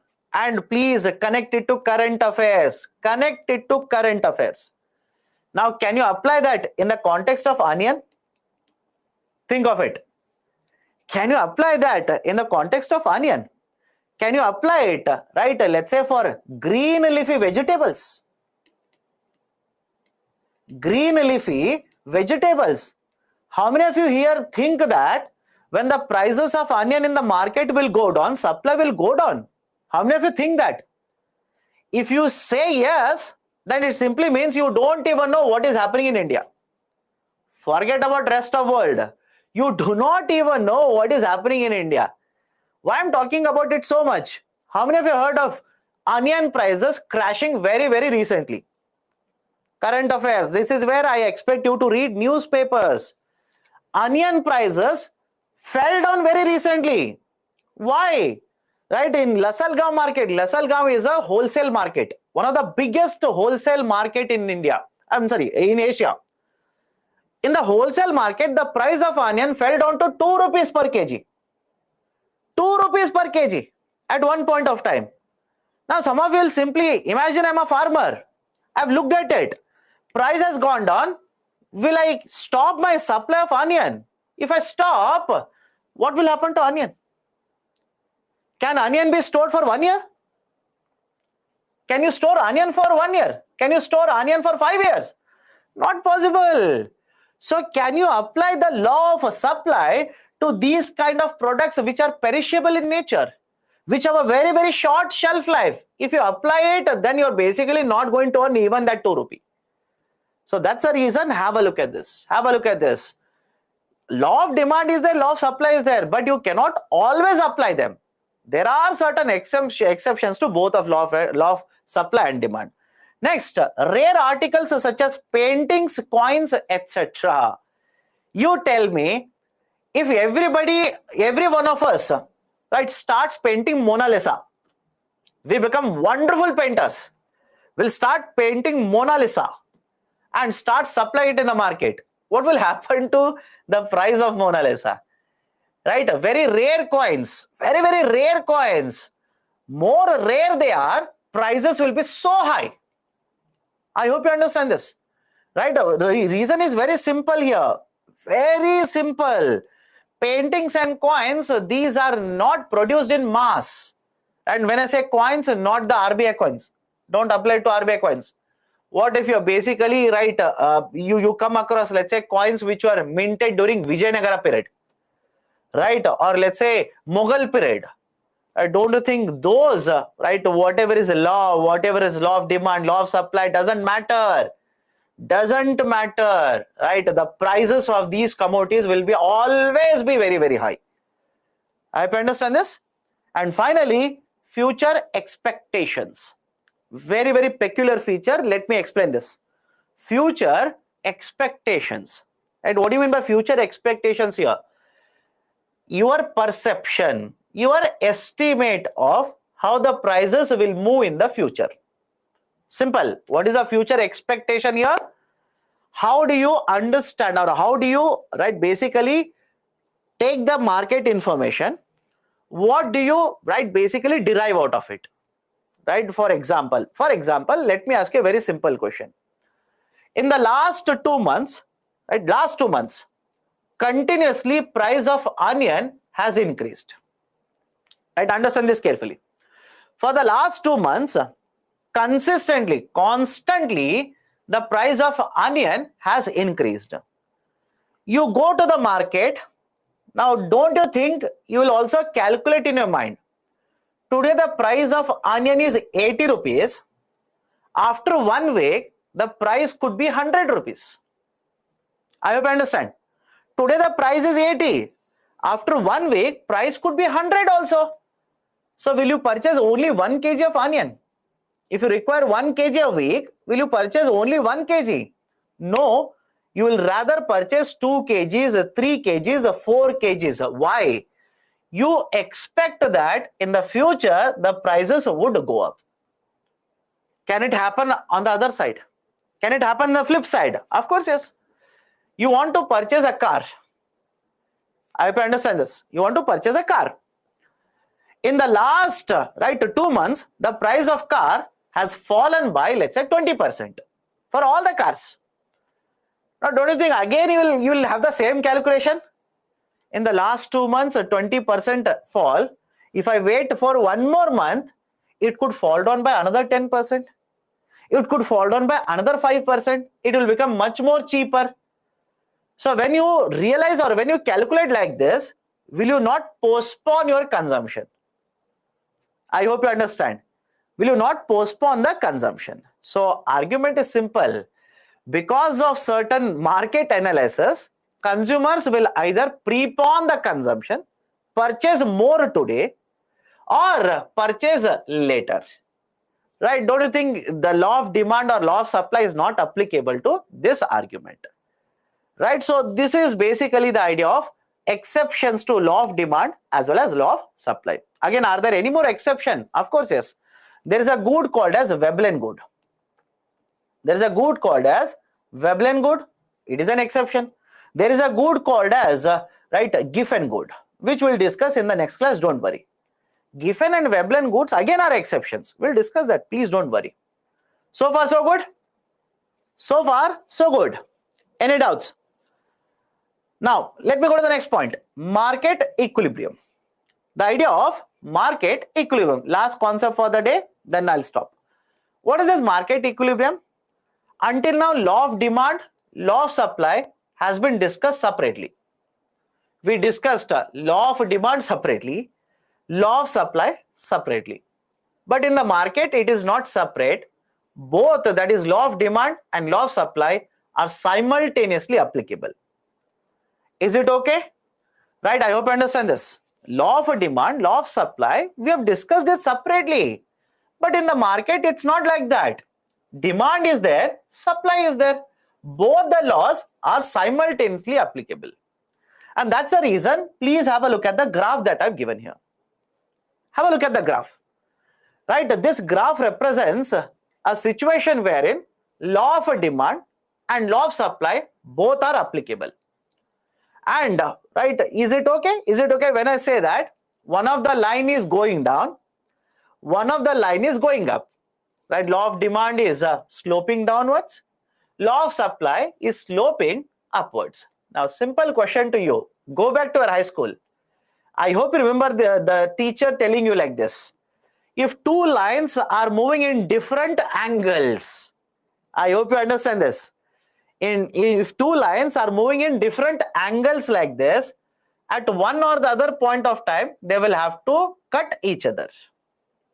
They will have to intersect each other. Right? Logic is simple. Right? So this point of intersection, focus now. This point of intersection is called as market equilibrium. The point of intersection is referred to as equilibrium point or market equilibrium. What does it represent? What does this represent? The equilibrium point represents stability in the market. I repeat, the equilibrium point represents a situation in the market where whatever is the demand for the goods, same is being supplied. Simple idea. What is the equilibrium point here? Let's say if the demand for the goods is 100 units, the supply of the goods is again same, 100 units.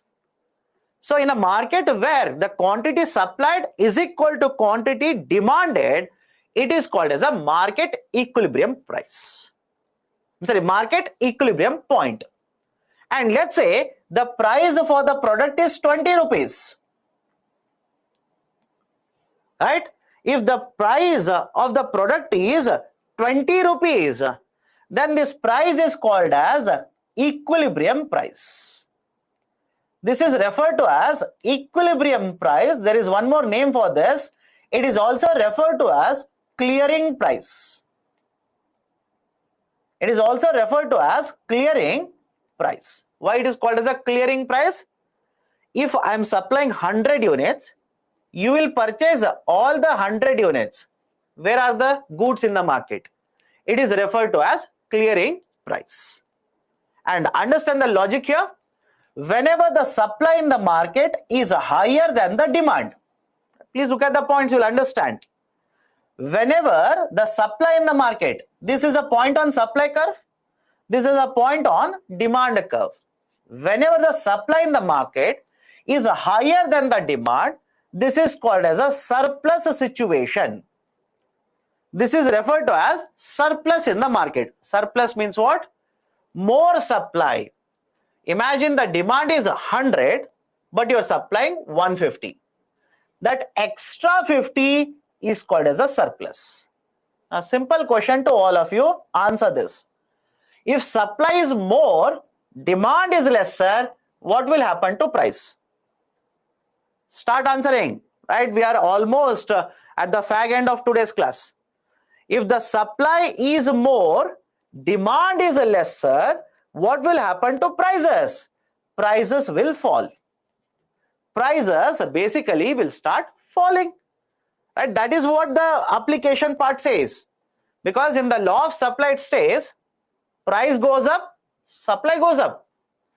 Imagine the price is 100, it goes up to 105, you will increase supply. But at the same point of time, if the price goes up to 105, what do you think will happen to demand? Demand goes down.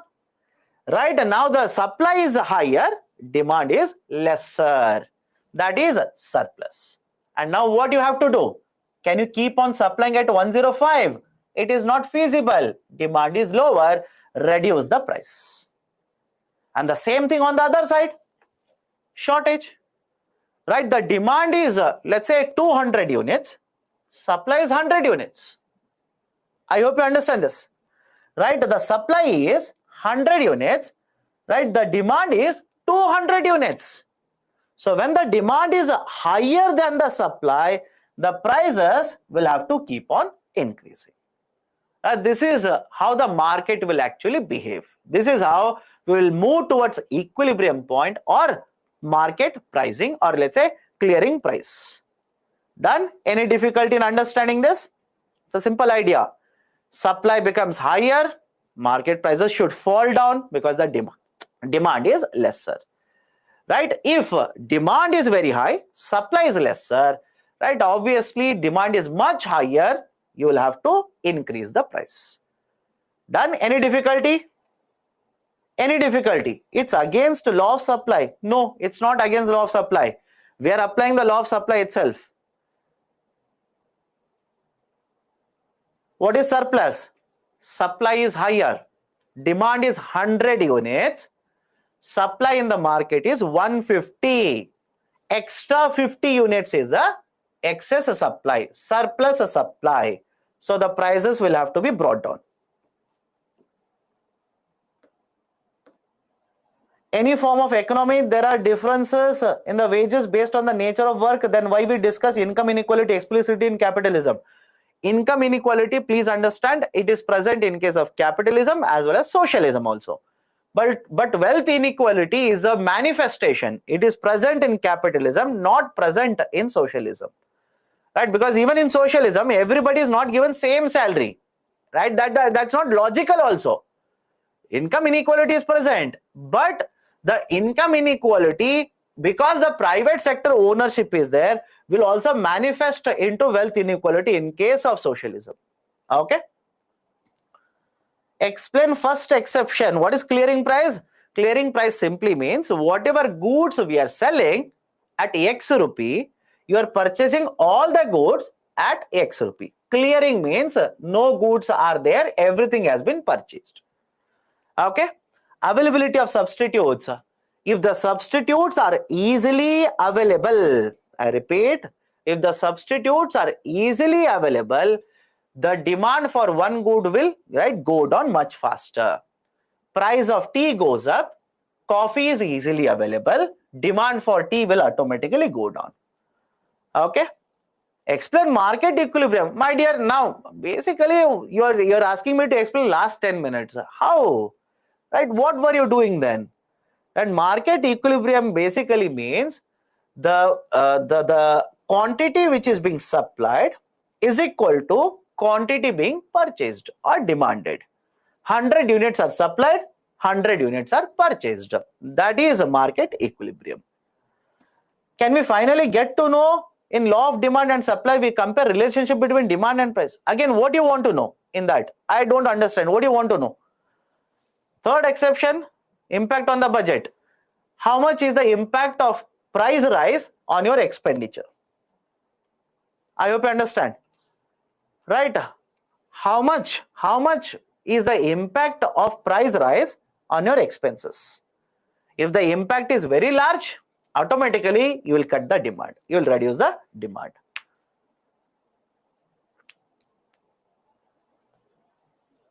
Shift, we'll discuss shift later. I'm here to discuss that. Right? We'll discuss the shift. There is the concept of shift. We'll discuss it next class.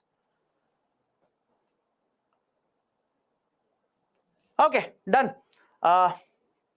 Let's stop the discussion today here. Okay, let's stop the discussion here today. That is, tomorrow is a holiday. Again, just a reminder, tomorrow is a holiday. Second, please fill in the feedback form. Please fill in the feedback form. Okay, done. Third one, many of you are asking about break. I will give you around 5 to 7 minutes break. Right? Hate me for it, doesn't matter. If you can't handle 3 hours of class here, how will you handle mains paper? 2 papers each day. Think of it. Okay, done. So that's it from my side. We will stop the discussion today here. From next class, we'll start the discussion from the concept of shift and movement along the curve. Okay, so that's it from my side then. Take care. See you next class.